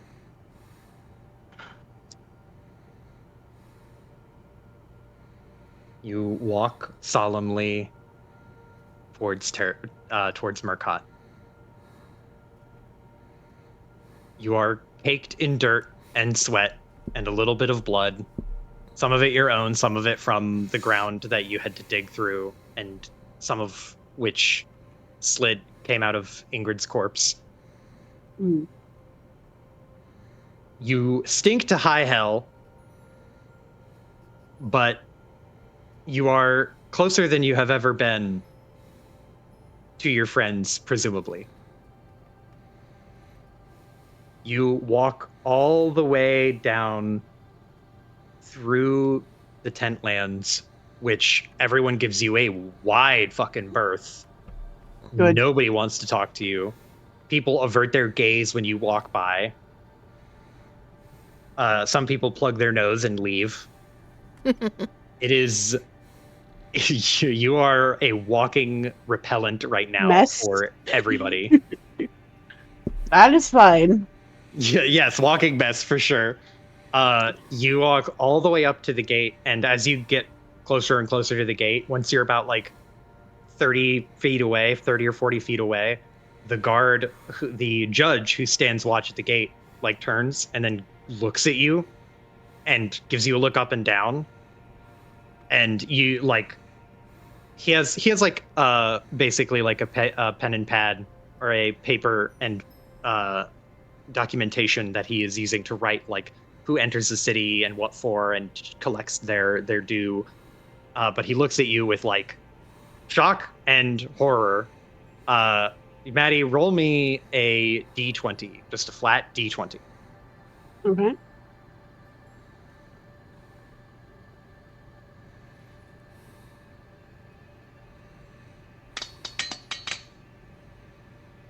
$19. 19. Okay. That's pretty good. So, as you are approaching, this guard like sticks the pen in his offhand and then holds the paper in his offhand as well, and he gets ready to like say something to you, and then you feel someone like grab you by the shoulders and like turn you bodily towards them and rearrange you, and you have to focus on it for a second because like you just got jerked around, and you see Vincent, who looks horrified. This is like the most distraught you have ever seen his face. He has the biggest, most wretched frown, and you can see that it goes all the way up to his eyes, even though his shades are on. You can see the horror and pity in his eyes, and he like looks you up and down, like he's trying to make sure that it's actually you, and he just goes, "Madigan?" So I think as she was walking up to the judge, she like to some extent she's used to some prejudice, weirdly, but like I feel like her eyes are a little hollow and she does not give two shits right now. So she was about to go at it with this guy and be like, "Look, dude, I got my due. Let me in. I got shit to do," kind of thing, very deadpan. So when she's very quickly turned, her face is still that deadpan, like almost annoyed or agitated. And hearing Vincent just like this is the last person she expected to see right now. It's like, hey. He looks you up and down, and his eyes linger on where your arm was. And She doesn't look him in the eye. He takes his hands off you. And, like, you can see his hands are shaky. And he wants to ask a million questions, but they're all caught in his throat right now. And he quickly turns and collapses his cane and sticks it in his jacket. And then he gets underneath your arm and puts an arm over your shoulder and will help you walk. And he walks up to the guard. And the guard opens his mouth to protest, and Vincent just throws money at him. Just like throws him 25 coins of varying degrees of value. Just throws it at his chest, and they scatter, and he just goes, and he turns and like looks at all the money that was thrown, and just it goes to start picking up the individual coins. Yeah, he did just throw Willa's money.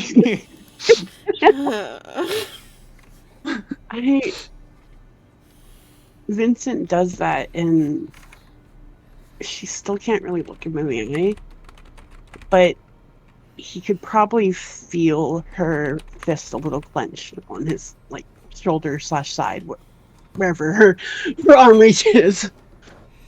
But she doesn't say anything other than thanks. He, like, you can hear his breath as he's like trying to help you walk. So he's got the really heavy, like,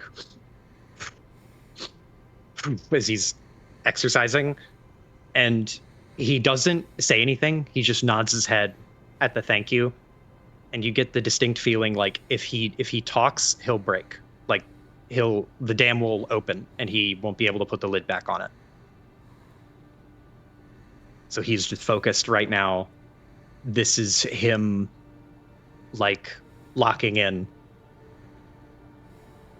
And he will walk you back to the Knight's Inn in the morning as everyone is getting ready and preparing and having breakfast. I assume you all wake up at a reasonable hour of the day and not 6 a.m. Yeah. Did anyone get up probably. before that? Yeah. So by the time a reasonable hour would roll around, you would all be probably having breakfast, maybe finishing breakfast at a leisurely pace, preparing what you were going to do for the day. As you are sitting down for breakfast, the door would open and Malik would walk in. And he would come and sit down with you all and basically be like, hey, so Vincent went out early to go look, and he told me to come here just to check on you guys when you woke up. I gave my statement to the guards. Don't know what they're going to do with it, but we plan on splitting up.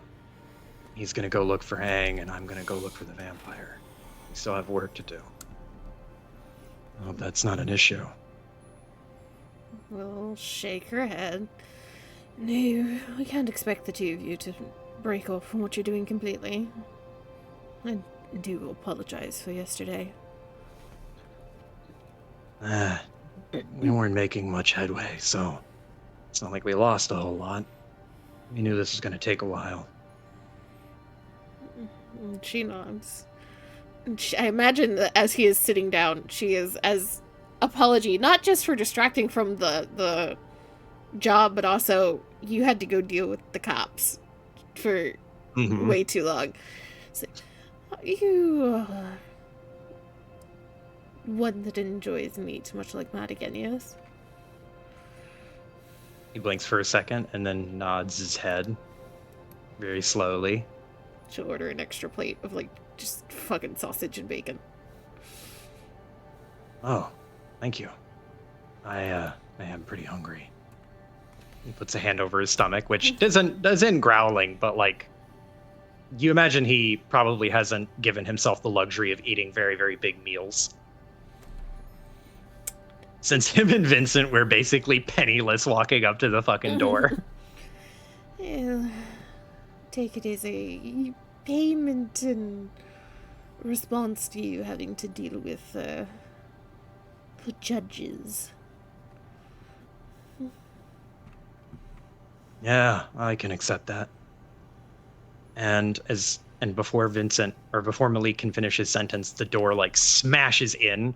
The bartender like fucking guffaws. A bunch of people look and turn, and you see a bedraggled Madigan carried over the shoulder by Vincent, whose hat is displaced on his head. And he like slowly lifts Madigan to carry her in. There is a wafting smell of like death and exhaustion and dirt. Can I make a And you request? see, yes. Before we got to the inn, could Maddie have gotten a makeshift cloak? Something to cover her arm so it's a little less obvious? Sure.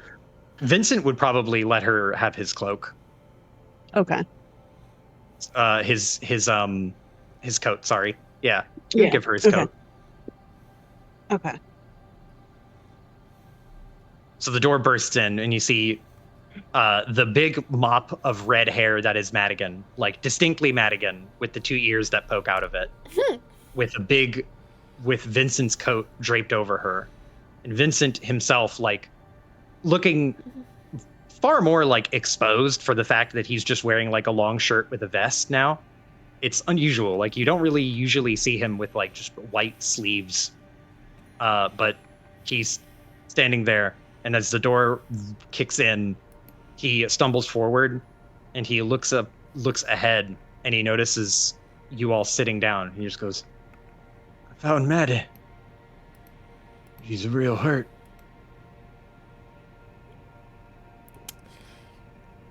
I'm alive, and that's all that matters. There is cursing. Willow stands up, gets a good whiff, covers her nose. There's a tub room in this place, right? There is a bathroom. I think a bath is in order. Looks very pointedly towards Abigail and Anissa.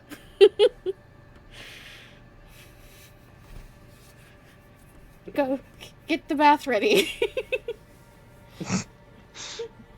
You go to set up a bath, and I'll say Paige comes up and just goes, I can help. And she starts using a little bit of magic here and there to like moderate the stink. She can't make it go away completely, but she can waft away chunks of it at a time. And she's pantomiming with like a fan, like a fold out fan. And that's like the somatic component of the magic. I'll fetch some potpourri. Just look very pointedly at Malik. And then she looks at the breakfast that she had gotten everybody. And she's like, Michonne, I think we need to take all of this upstairs. I'll help. Shona, help.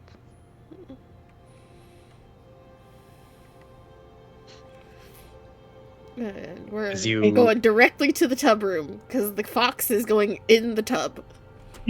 I think Maddie. As you Oh, sorry. Go ahead. as you walk up to Vincent like he doesn't reach out to grab your sleeve or anything, but he whispers to you, Willow. He just goes, "It's bad, Willow. It's real bad." There's one single nod.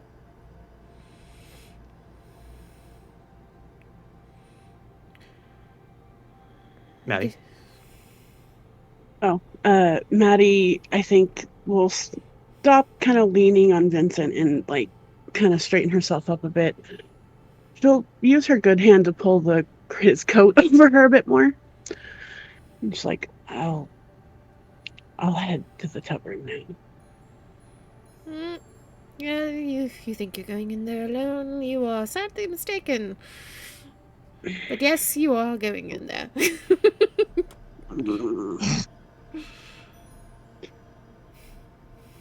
Maddie just sighs and starts walking. She is so tired. She is so tired. Willow is shepherding her from behind. Just not trying to, like, hold her up, but just in case she starts to fall backwards down the stairs.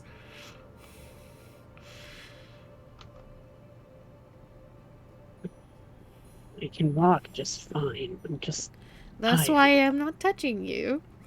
But tired doesn't mean clumsy. More walking, less talking.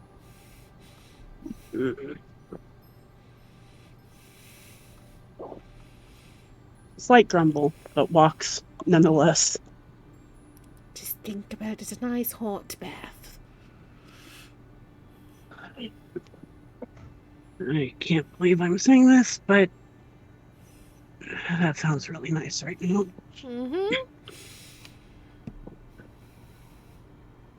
Make sure that there are screens set up for privacy. But she is not going in there by herself, because I imagine Willow and Abigail and Anissa have some work to do. And I somehow think the boys are not going to want to be very far either. They're just going to sit right outside the room.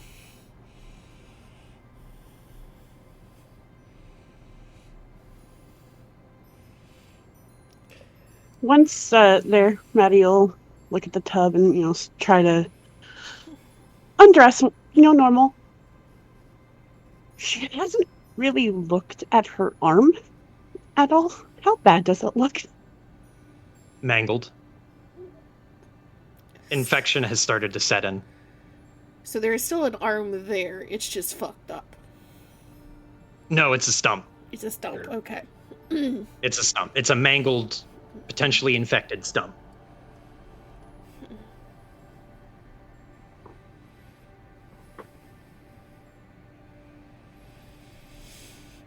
Well, don't you know, you can go back and watch the fucking video. I was like, we're probably not going to get in fights, so in my daily, preparations, I didn't get any healing stuff, but I did get antidote and anti-plague. That is good.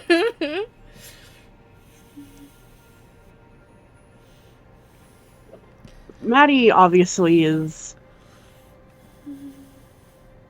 going through a lot right now. She's not super emotive. Is there anything beyond just the fucking fucked up stump that I need to be aware of, that Willow needs to be aware of? Probably just general exhaustion and potential sickness from overexertion, but nothing serious beyond the potential infection in the arm. Gotcha. You would probably have you have cure disease, you can deal with basically anything else. And we do have a couple others is back up. Yeah. So get doused in the tub. Straight in the tub. And there is just a hiss as Willow sees the arm, but she doesn't say anything. And if Abigail, because I assume Abigail would want to immediately move, she would just very quickly shake her head at Abigail. So give her a moment. And so who is helping her right now? you got 3 women. 4 probably with Paige. Paige, Abigail, Willow, and Anissa, maybe?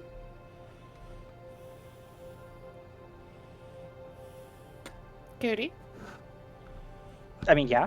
She said she'd get potpourri, so she's getting the soap and the good smelling stuff. Yeah, quick question. It's above the elbow, right? Above the elbow. Jumped off? Above the elbow. You have you have 3/4 of your bicep left. Got it. I think Maddie will get in and try to do the normal cleaning, but I also think like she's not going quickly at all.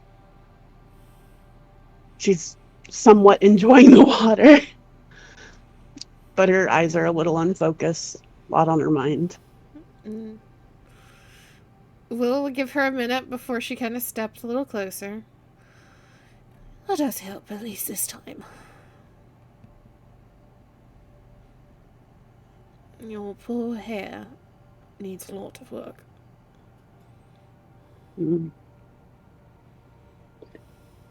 It's gonna be hard to trim from now on. Age gets close to you and whispers, "What happened? You were fine. You were on your own. You have all your weapons. Where's your hammer and your sword?"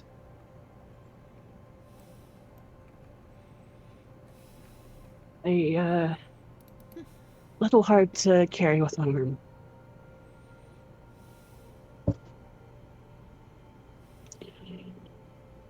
Can we just hold off on the questions till after this, please? Please. Oh, you do know that you're not escaping them completely. I know. Willow currently mixing up something in the background. You cannot see, but you can smell the chemicals.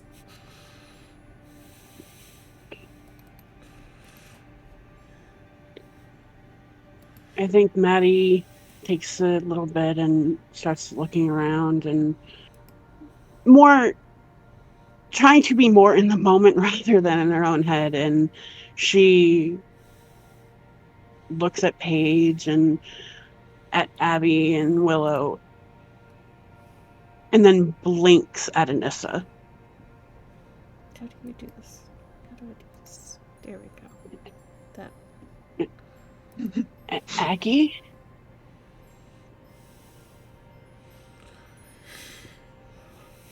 There's a wince from Willow. Fusion from Anissa. No. But you... Sister. How... Oh. Twin sister. Oh. Mm. It settles upon Anissa as well.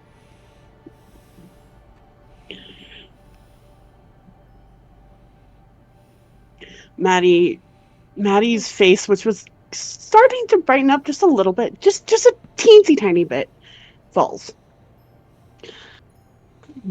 That makes more sense, huh? Sorry.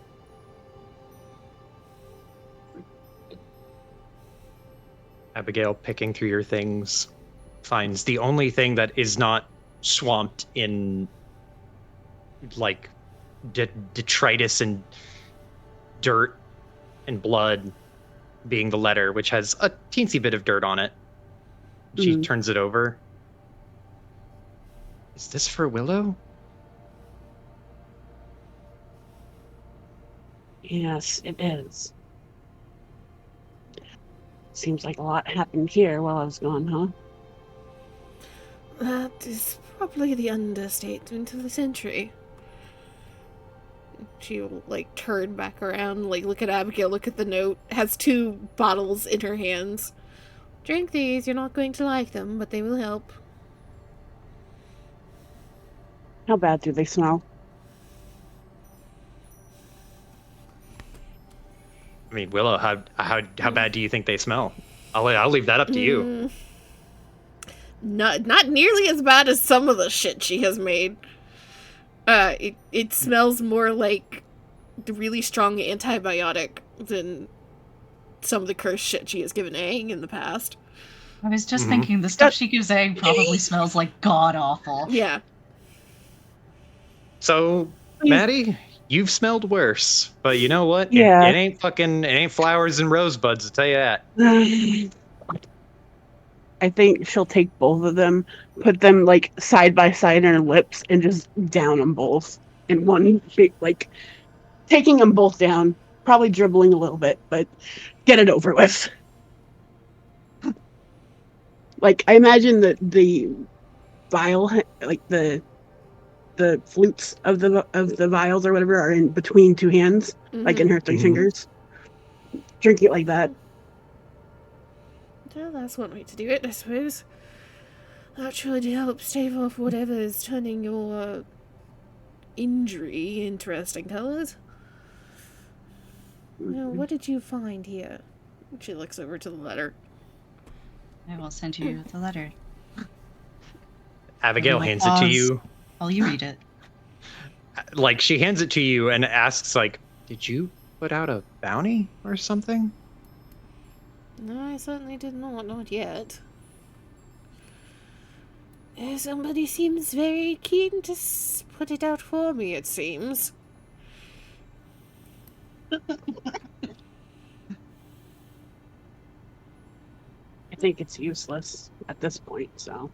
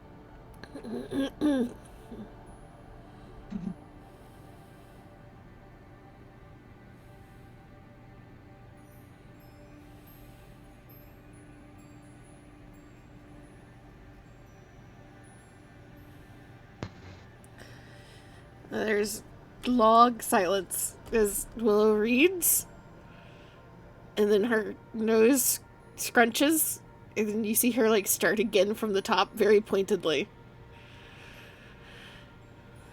And then just a very quiet, God damn it.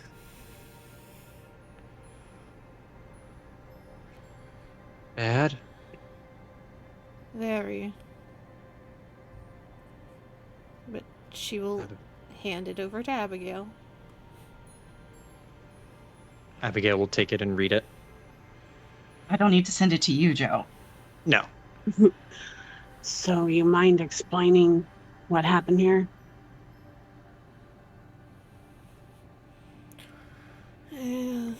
Much of it seems to be in the letter already.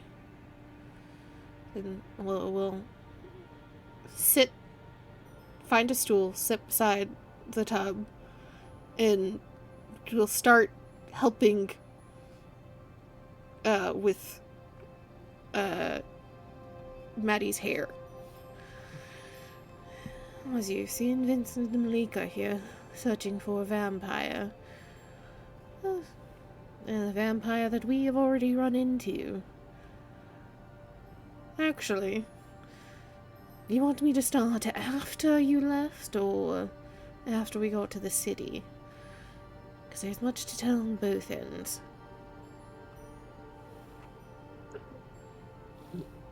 Well, might as well start from the beginning then. She will go down the list of events. Mhm. Yeah. Yeah. Which it was the unicorn. It was the vampire. It was the It tree was- thing. The tree giant. It was the, Tree Doc. giant.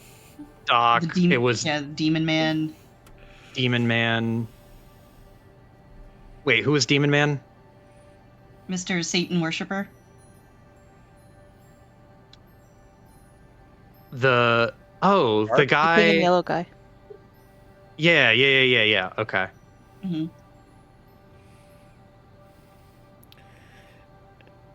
And then Doc was the last thing in the woods, and then everything that happened in the city. Yep. There was Aang's encounter with the vampire as well, which he did tell everybody Yes. about. Yes. Which the retelling of it pointedly leaves out that the vampire was interested in Abigail. Mm-hmm. Okay. Okay. Okay. And then Maddie, you can give them the download of everything that happened to you. Which I genuinely don't know what happened because I wasn't Yeah, there I for was none gonna of say. that. Yep. I was gonna say I don't think everyone's in on that. I am. I think she'll tell that story when Vincent and Malika are around. Yeah. I don't think she Mhm. wants to tell it too many times. That's valid. Honestly, listen, you can roleplay how you want to roleplay. I'm a little shocked Maddie's like, I think it's probably everyone else, but like, I figured Maddie'd be like, tell the boys to quit being pussies and get in here. Like, Oh no, fucking- she will. She okay. will. That she's not at that stage of grief yet. She's not at anger yet. Okay. Okay, fair. She has to get more calm before she gets angry. Mm-hmm. Yeah, because think of it this way: she hasn't had time to process the loss of her arm herself, Yeah. so she can't process it for other people yet. Yeah. But Yeah. that's why like she was really frustrated with Vincent when he's like, "Oh, let me help you." It's like, Yeah, and Willow. Ew. There's part of Willow that's probably like, yeah, those three have seen each other naked before, so they probably don't care. But at the same time, she's like, I'm not going to assume anything at this moment. Mm-hmm.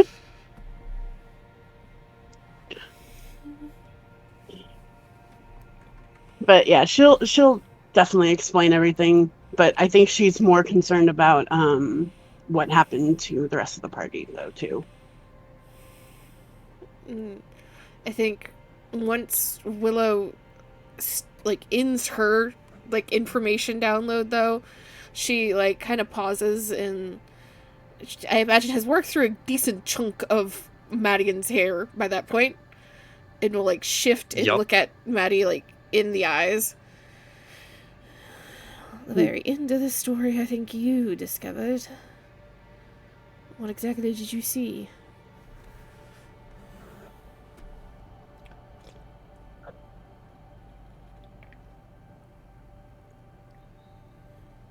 Maddie looks to the door where the guys are. And she looks at Willow.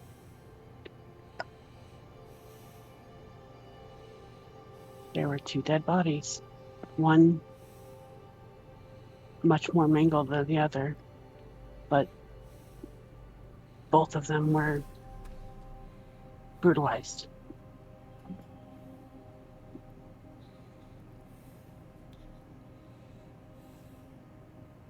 She looks to Abigail and like uses her arm to point to her stuff.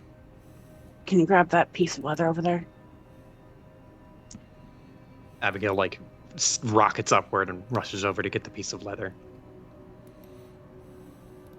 Like just being sure here, like it is known that Ingrid visited Willow a lot. Like went shopping a lot. Yeah.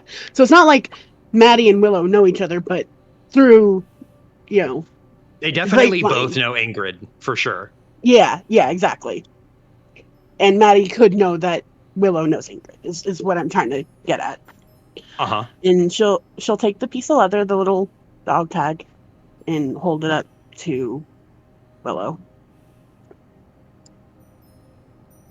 Willow kind of surprised for a moment, but then they'll like take the piece of leather and look at it and see Ingrid's name.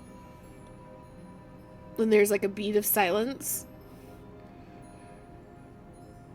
Oh no. Mm-hmm. What does this mean? A hunter friend was killed. And I don't want to tell the guys yet.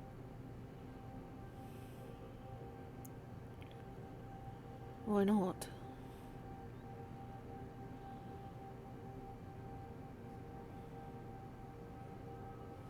Maddie looks at Willow very seriously. We're hunters, and one of our own was killed by a monster.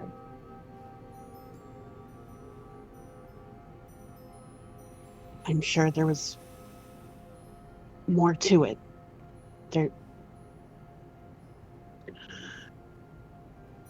A needs to explain herself in person before we jump to any conclusions. I mean, it says in the... Oh, sorry. Go ahead. No, you go ahead. It's like, and she was attacked herself. It was self-defense, right? Willow Right? nods slowly. And there's no telling you exactly what happened. Mr. Valentine, from what I understand, wasn't quite normal himself. And quite capable of...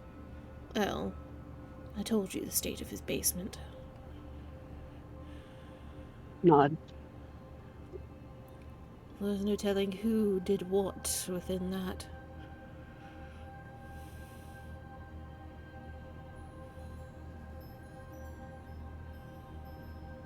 You'd think the city guard would have been doing something about it. There's a huff of a laugh. Oh, the judges here only care about taking fees and taxes. Say what you want about the Inquisition and the Town Guard and Denmark, but at least they're effective. A little too much. I won't argue with you there.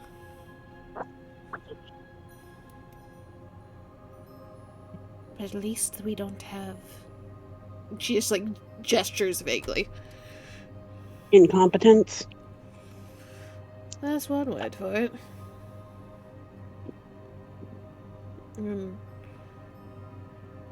I imagine Willow just very carefully, will grab, a cloth or a towel or something and, polish the piece of leather just a little bit of whatever might be on it.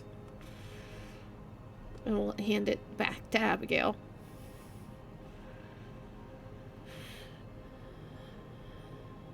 So... I guess we are without Aang for a time, then. I don't blame her for not wanting to return to the city, though I wish she'd at least made camp somewhere for us. Almost.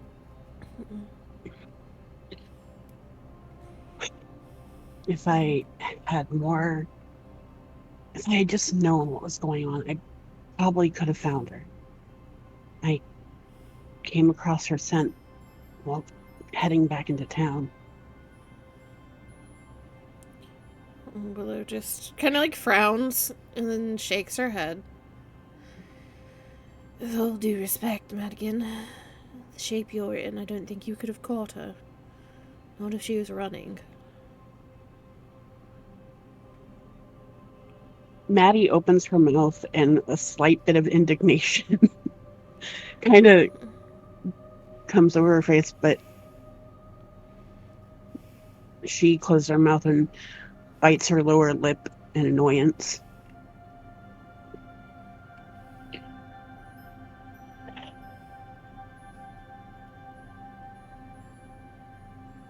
Why is everything just so fucked?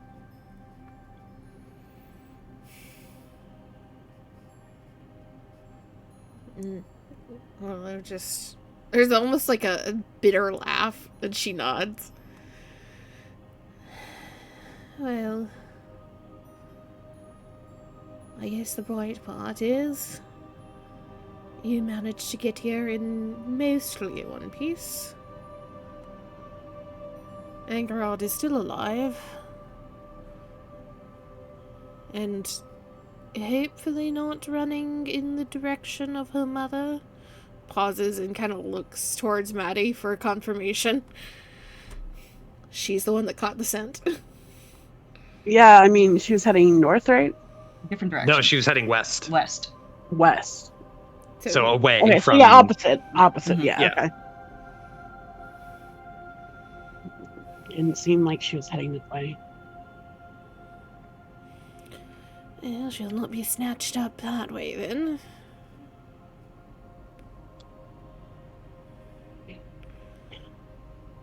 And Maybe. if all else fails, you get to go hunting. Yeah. Maybe by the time. Well, I'm gonna help the guys out if that's okay. Already promised by the Vincent time I'd help him, so I'll be out here for a while. Well, I guess that works out then. Maybe Aang will come back before then. And she nods. And you'll have time to get back up to proper strength.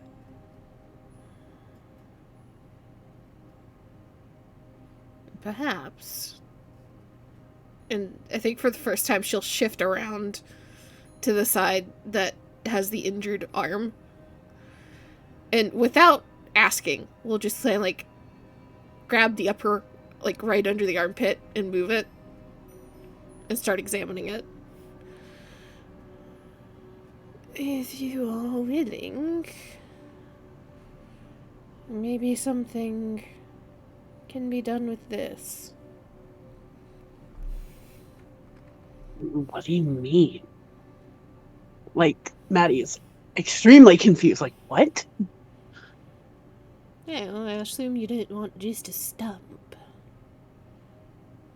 And it doesn't sound like it's something that's going to be coming back.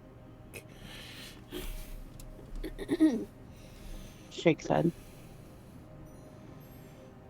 Yeah. I'm due for an extended period in the lab, and I have another noted inventor. Maybe we can find something that you can make of use.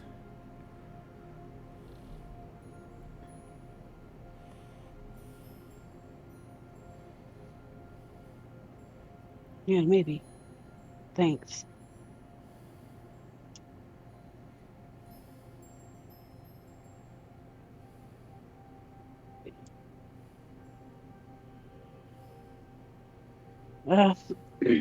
Let's. The water's starting to get cold. Can I get out now? Am I clean enough? You're the one that said it sounded like a good idea. Don't sound like that with me.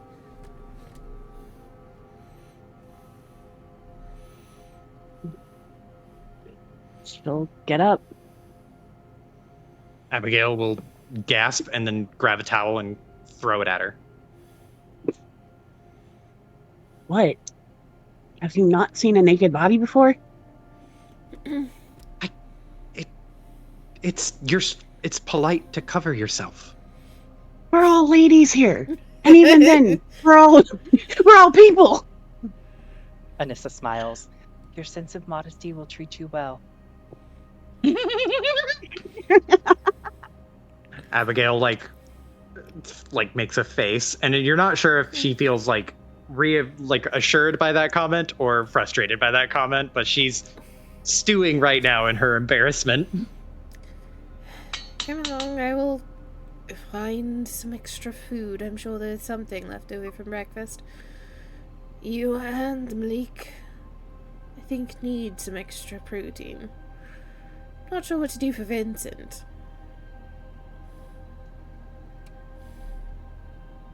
You can feed him whatever. I think Maddie will get up out of the tub and get closer to Abigail. Hi. Not Still putting naked. the towel on. Yeah, still Yep. naked. Abigail pointedly averting her gaze, but still willing to engage with you. Maddie will like shift so her head is in focus, like line of sight kind of thing.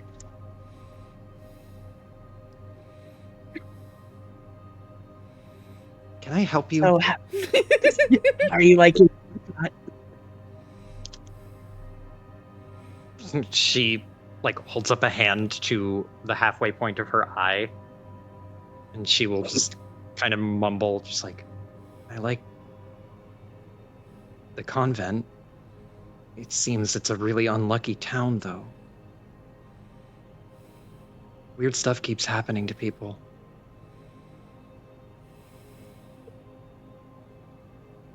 Mm.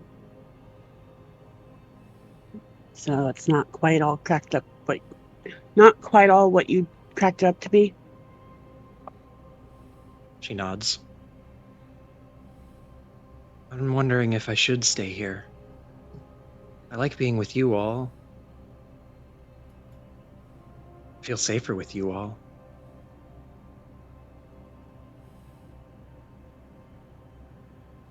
I will say the strange happenings, the weird happenings, have increased dramatically since you all arrived. Well, to be fair, some of it is already happening. People just weren't looking. Yeah, it sounds like we're just putting a flashlight on it all. Or a lantern, I should say. Sorry.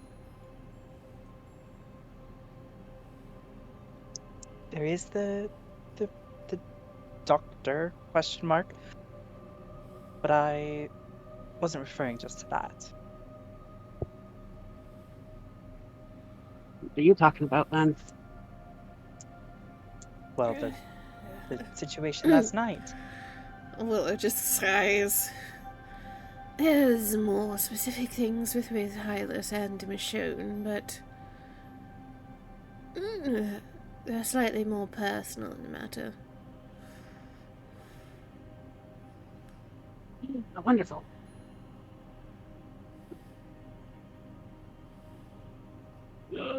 Maddie will step back and do a big stretch and walk over to her clothes that are covered in shit. You're putting on the towel. We are finding something else for you to wear until that is cleaned or burned.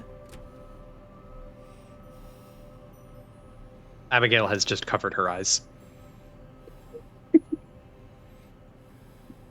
Well, I don't think you expect me to walk around town nude, do you?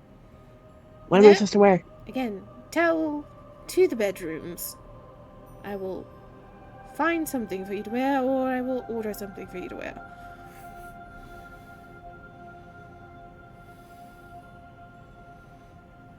I'm sure Malik has an extra shirt or something. Fine. Where are the rooms? What floor? Towel what room? first. Okay. She grabs it. What room? I guess we're putting her towards Down the hall. Willow's room right now. Yeah. As the door Maddie swings will- open, it's like, Malik, could you have an extra shirt or pair of pants or something? For the love of God. Yeah. He, like, looks like he's checking his pockets for a spare shirt for a second. He just goes, give me a second. Give me a second. Stumbles and gets up from the floor. Maddie, as the door opens, drops a towel and starts just walking towards the room. Audible gasps from multiple of the boys. Shrug. Pierre covers his eyes. Vincent, like, pinches his nose. Still Madigan.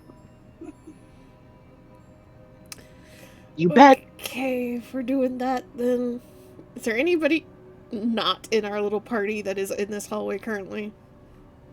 As you're walking to your room, there are some people who are coming upstairs who are just like, "Oh God!" They shield their eyes. Pierre, running interference, just goes, "I'm sorry, we're going on back to our room. Just ignore us for just a minute, please."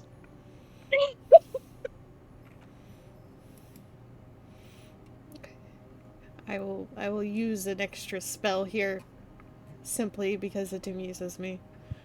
Mm-hmm. Willow, like, the towel is dropped, and, like, she sees people oncoming. They have been diverted by Pierre, so they are not looking. You feel a very firm hand on your back, and you are just rocketed forward towards the room. Whoa! Pachoom. Oh, use a hydraulic push Probably to get hits you the there. door.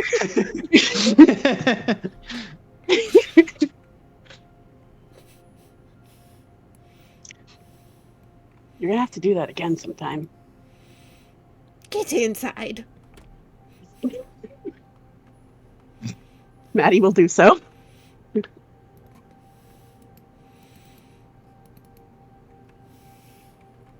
Hylas looks up. What a miss. Mhm. Something happened?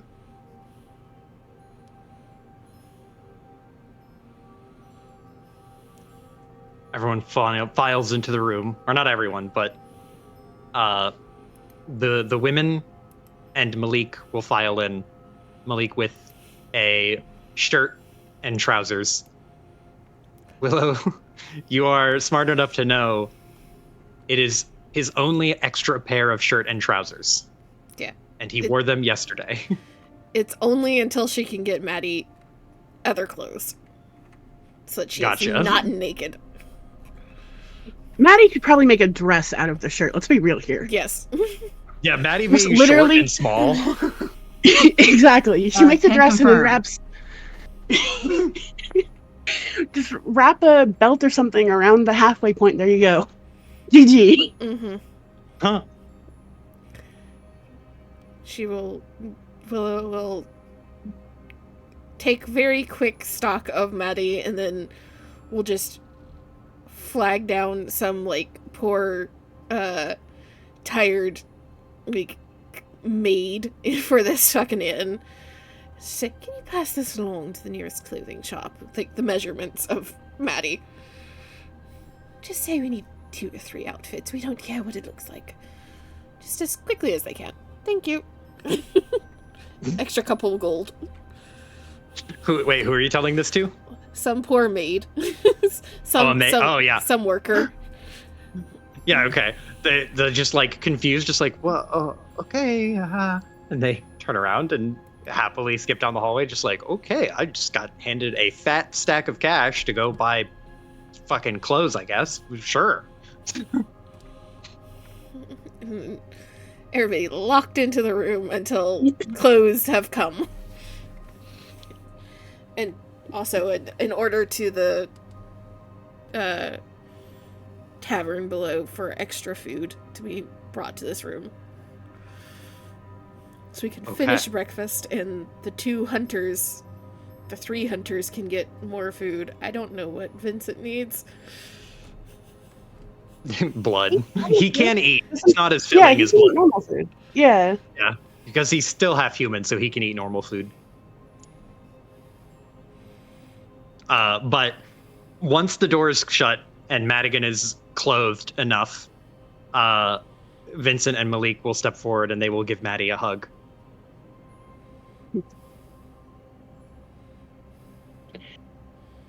It's good to see you guys again.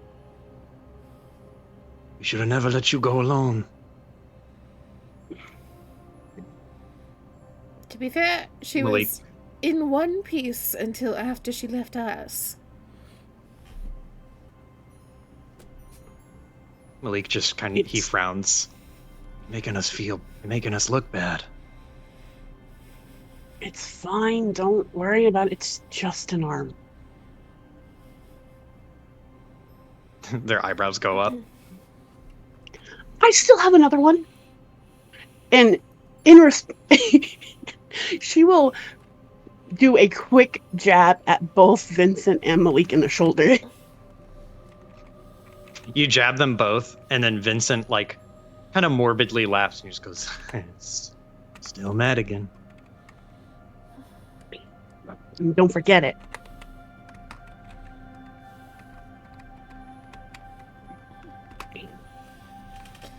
But I'm I'm fine, mostly. It's just I should have been more careful. It's all on me. So, care to fill us She- in now? Yeah. So, let's see. After we separated at Hawk's Place, we headed up, was it northeast? Open the regional map. It was northwest to the northern west. Yeah, to the most northern west corner of the map. Okay. We headed northwest to a wizard's tower. Kind of mentioned that previously, right? Well, we got Wizard's Tower? there. A wizard's tower.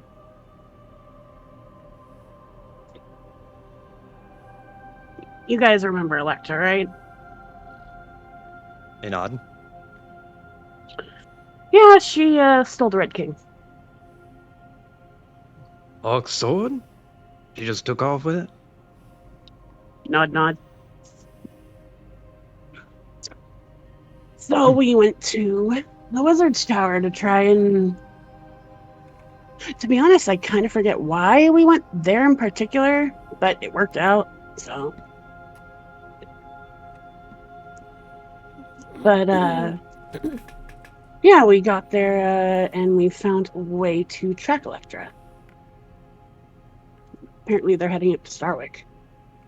So Hawk followed after, and, well, I decided to get back connected to you guys. Frick. Maddie sits up really quick looking for her stuff and pulls out a map. Hands it up to Willow. Map? A map. This is a map to the ruins. What ruins were we talking about, boss? Where The we went lighthouse? underground and met the scientists and all that. Ah, okay. Yeah. The Yeah. Lighthouse University. The little blinks. And there's confusion for a moment, and then she realizes, and there's like a slow smile. Oh, that's useful. That's what I said. I guess we're going back there. I mean, what? That was Abigail, right? Yeah. I mean, that was the plan initially, wasn't it? Well, you can join us too, but I thought you were staying here. Right. She kind of rubs her arm and... You don't have to make any final decisions yet. That makes her kind of smile more genuinely. Like, okay, cool. I don't have to stay here right now. Or have to decide to stay here right now.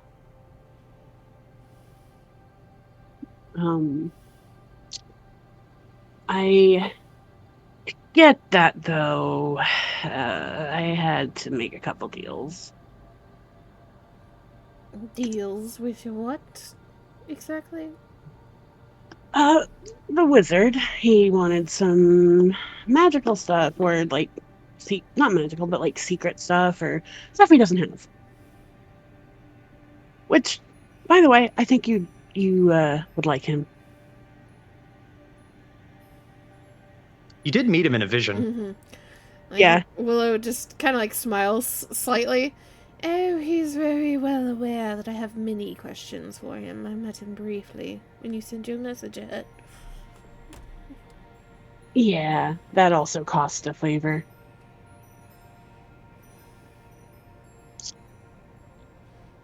What, you the one that was angry at me for making deals with Faye?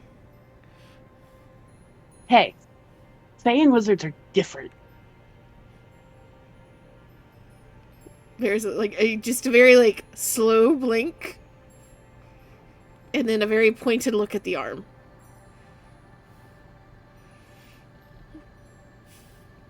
I'm getting to that. But first, I'm gonna need some help. If that's okay. It's just, some side track, some side missions. That's all. Just how side are we talking? Let's see. South of Terramart, east of Terramart, and southeast, if I remember correctly.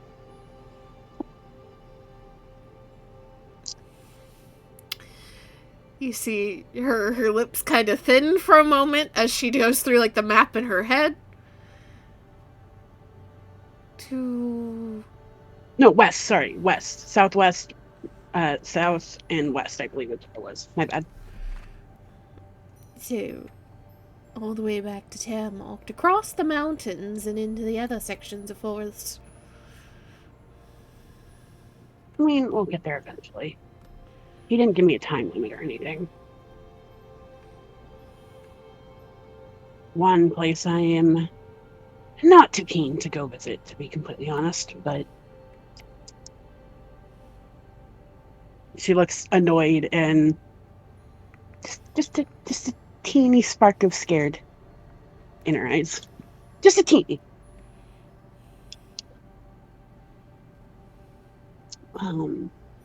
Anyways, so I made my way south to get here to Murcott through. Gotta open the map again. Let's see. The old oak. Oh, the stairway. Okay, I remember that. There's this place kind of outside of the forest, or to the side of it. The trees are all dead, and it's incredibly foggy. Can't really see one way from the other. I'm actually a little surprised I was able to get through without getting a little lost.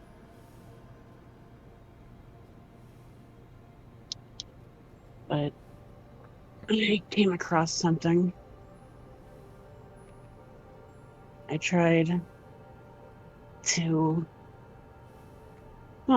chop its leg off. It's a lot more durable than I thought it would be. Figuring it wasn't going my way. Tried to run. That didn't work. I got hungry, took my arm. I ran.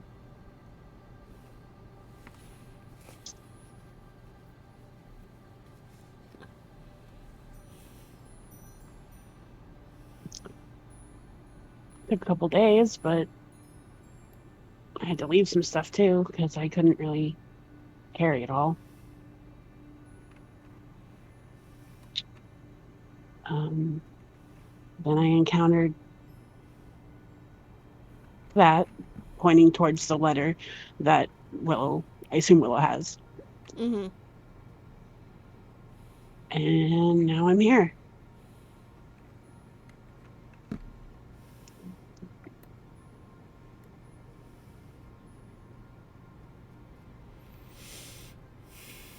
Any questions?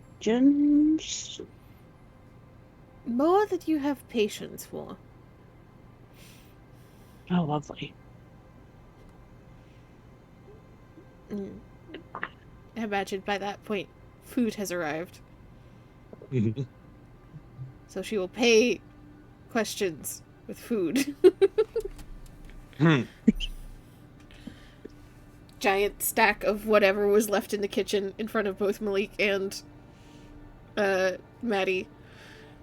More normal size portion in front of Vincent. Slightly apologetic. I wish I could give you something more nourishing, but yeah. Well, you could. I'm kidding. There's like a slight like twist to her mouth. Not going to lie, I would be curious, but considering, and she just kind of like gestures vaguely in a circle. I'm not sure what my blood would do to anybody. He takes a piece of the food before him and will stick it in the corner of his mouth, and he'll smile and say, Sure enough. True enough. Plus, I don't really like you like that. No offense. And she, like, snort, shake her head. Oh, it's good to know I'm not particularly appetizing. And she will just sit back down, kind of look around, and look back at Maddie. So you've agreed to all of these things, but there's no... what? Leash on you? He just let you wander off with the agreement that you'll do this eventually. Hey, I'm not the wizard. I assume, I mean, it's probably safe to assume he has some way of keeping it with what I'm doing. I mean, like, he sent you the letter, right?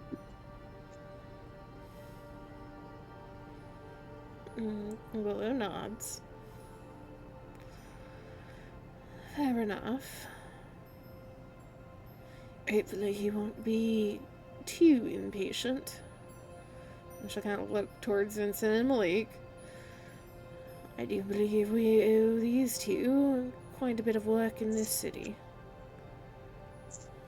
You don't owe us anything. I already promised you the other day. If you want to help, you're more than welcome to help.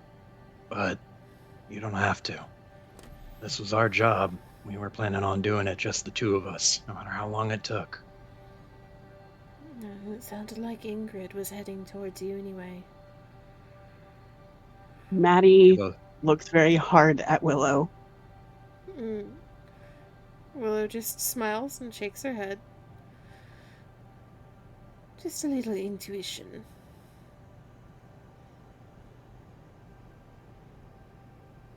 I honestly forgot that he'd agreed to that. That was a player fuck up. Maddie, Do you want to roll with it? Sure. Okay. That was a Maddie genuine. That was a genuine doesn't player roll. fuck up, though. That wasn't a Willow being fucking annoying. I thought you were just adding spice to the scene. Nope. That's fine. Nope. That was Z in one ear, out the other moment. The boys Yeah, after look at each other. Ingrid? Yeah, she went with you north, didn't she? Well, sorta. We had our different troops going in different directions, and we broke off to do our thing. We were planning to meet back up with her at some point. I think down here. I don't really remember the plan, to be honest. Well, you know how hunts go. They could take forever. So. They both nod. So long as Noose doesn't show up. Oh, God. Exactly. Vincent shakes his head.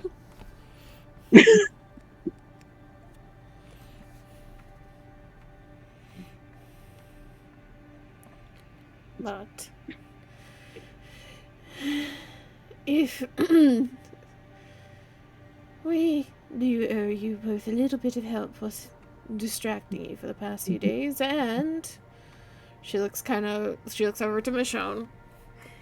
There's other things that we need to get done in this town as well.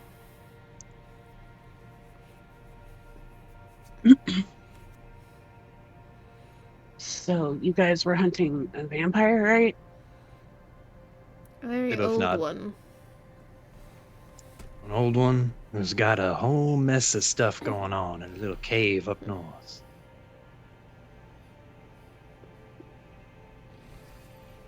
Is that where the other group went?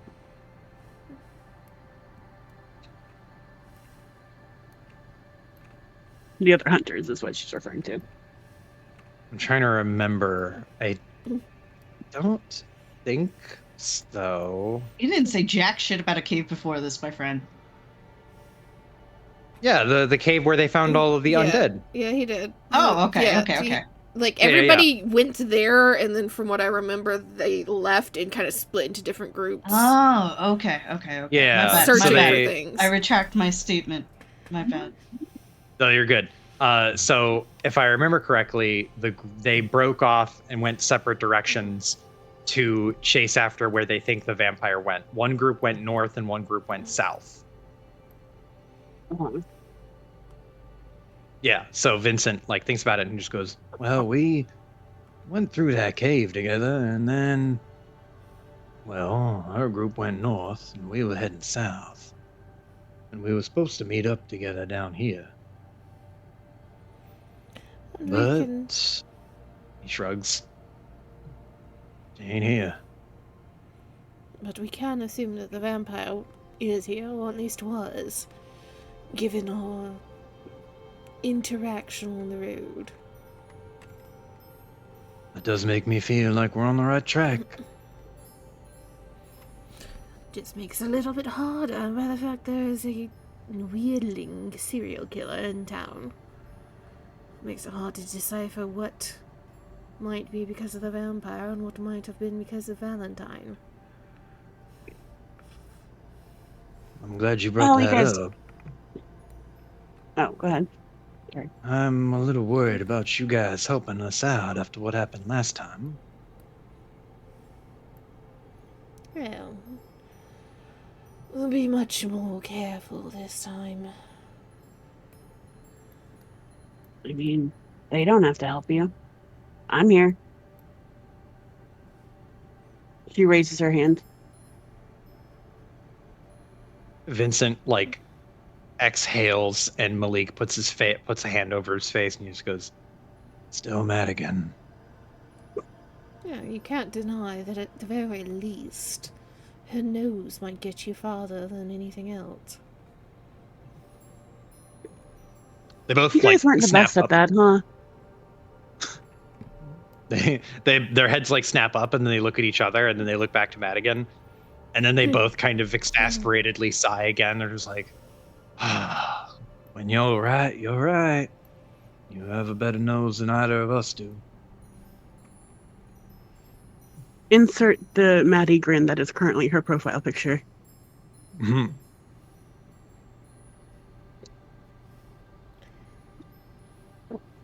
I'm sure we'll take care of it quickly. But you are going to eat and sleep at least a few hours before you do anything.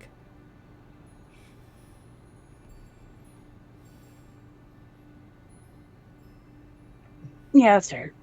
I am starving, actually. Why haven't I been eating? She takes a Malik. fistful of sausages and goes, "Mm." Malik will hand over his plate that is No. like still half full. No, you finish that as well. I can order more. He like takes it and will reluctantly just quietly eat his food. It's like, "Oh, okay."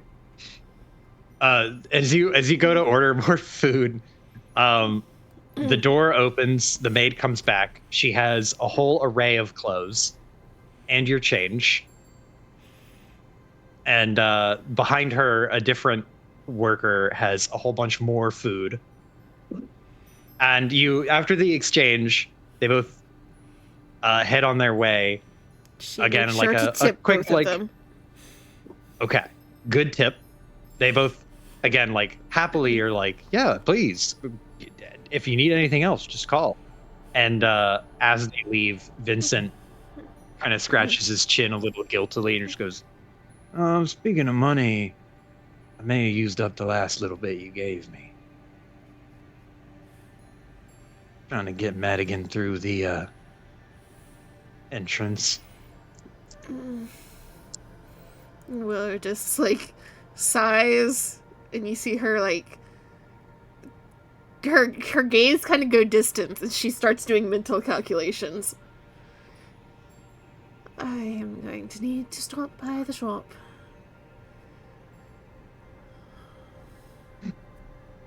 Vincent, if a vampire could blush, he would blush.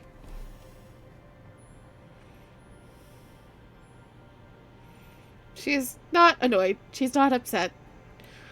It's just like, another thing to put on the task list.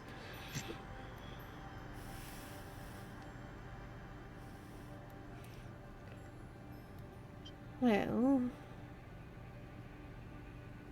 Madigan needs to rest. Two of you have also been on your feet. Probably could use an extra hour or two of rest yourselves. I have your weapon, points towards, Vincent, which I should probably get to work on. And looks towards Michonne. And you have somebody to find and talk to.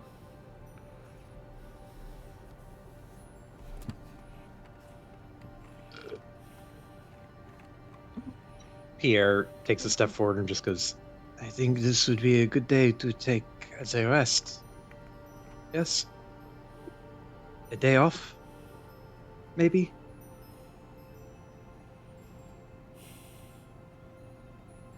Honestly, it might not be the worst idea. Do you think vampires can wait an extra day? Looks towards the hunters. You've been waiting a whole lot of other days. What's one more onto the pile? And shouldn't it be easier to track him at night? Anyway. Malik nods, and Vincent nods too. I was hoping to see if we could get him on the elemental surprise, but it might be a little bit, well,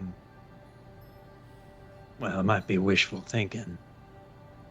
Yeah, it's not impossible, but at least figuring out what direction to go in during the night might help you get to that element of surprise. He nods. Fair enough. We'll reassess later tonight. Day off sounds pretty good right about now.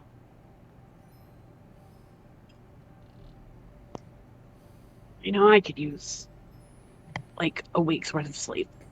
Well, you're not getting a week, but you can get 12 hours. That's exactly what I said.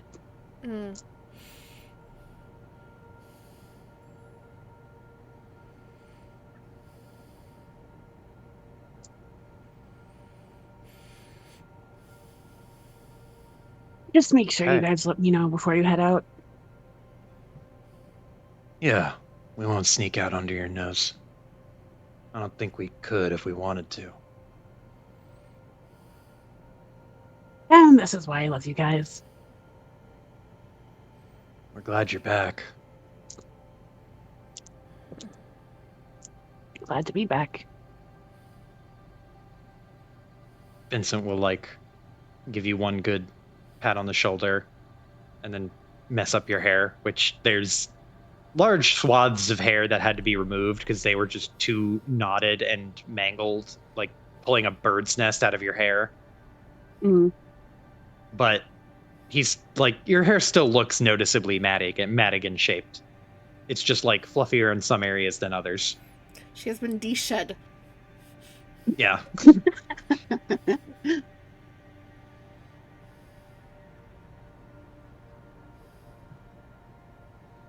I miss the boys. Good place to wrap up for today. This is a good place to wrap up. We can have a little bit of downtime for you guys to run about and do a bunch of stuff that you guys want to do. And then you can hopefully cross some things off the list. You have the whole day ahead of you. So I have to ask a question for official records. What is the position on magical and semi-magical prostheses? There are, for sure, magical they're not magical, functionally they're not magical. But the mechanics of them say oh yeah, it's a magical arm. But no, it's in the universe it's like a steampunk manufactured arm, like automail, right? So those do exist. They are confirmed to be sold in Starwick.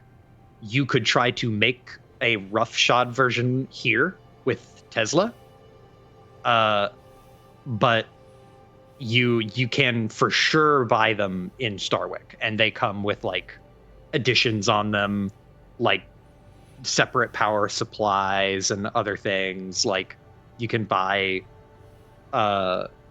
it's like a whole deal up there. Gotcha. So just making sure. Uh-huh. It's more like Edward Elric rather than Captain Hook, correct?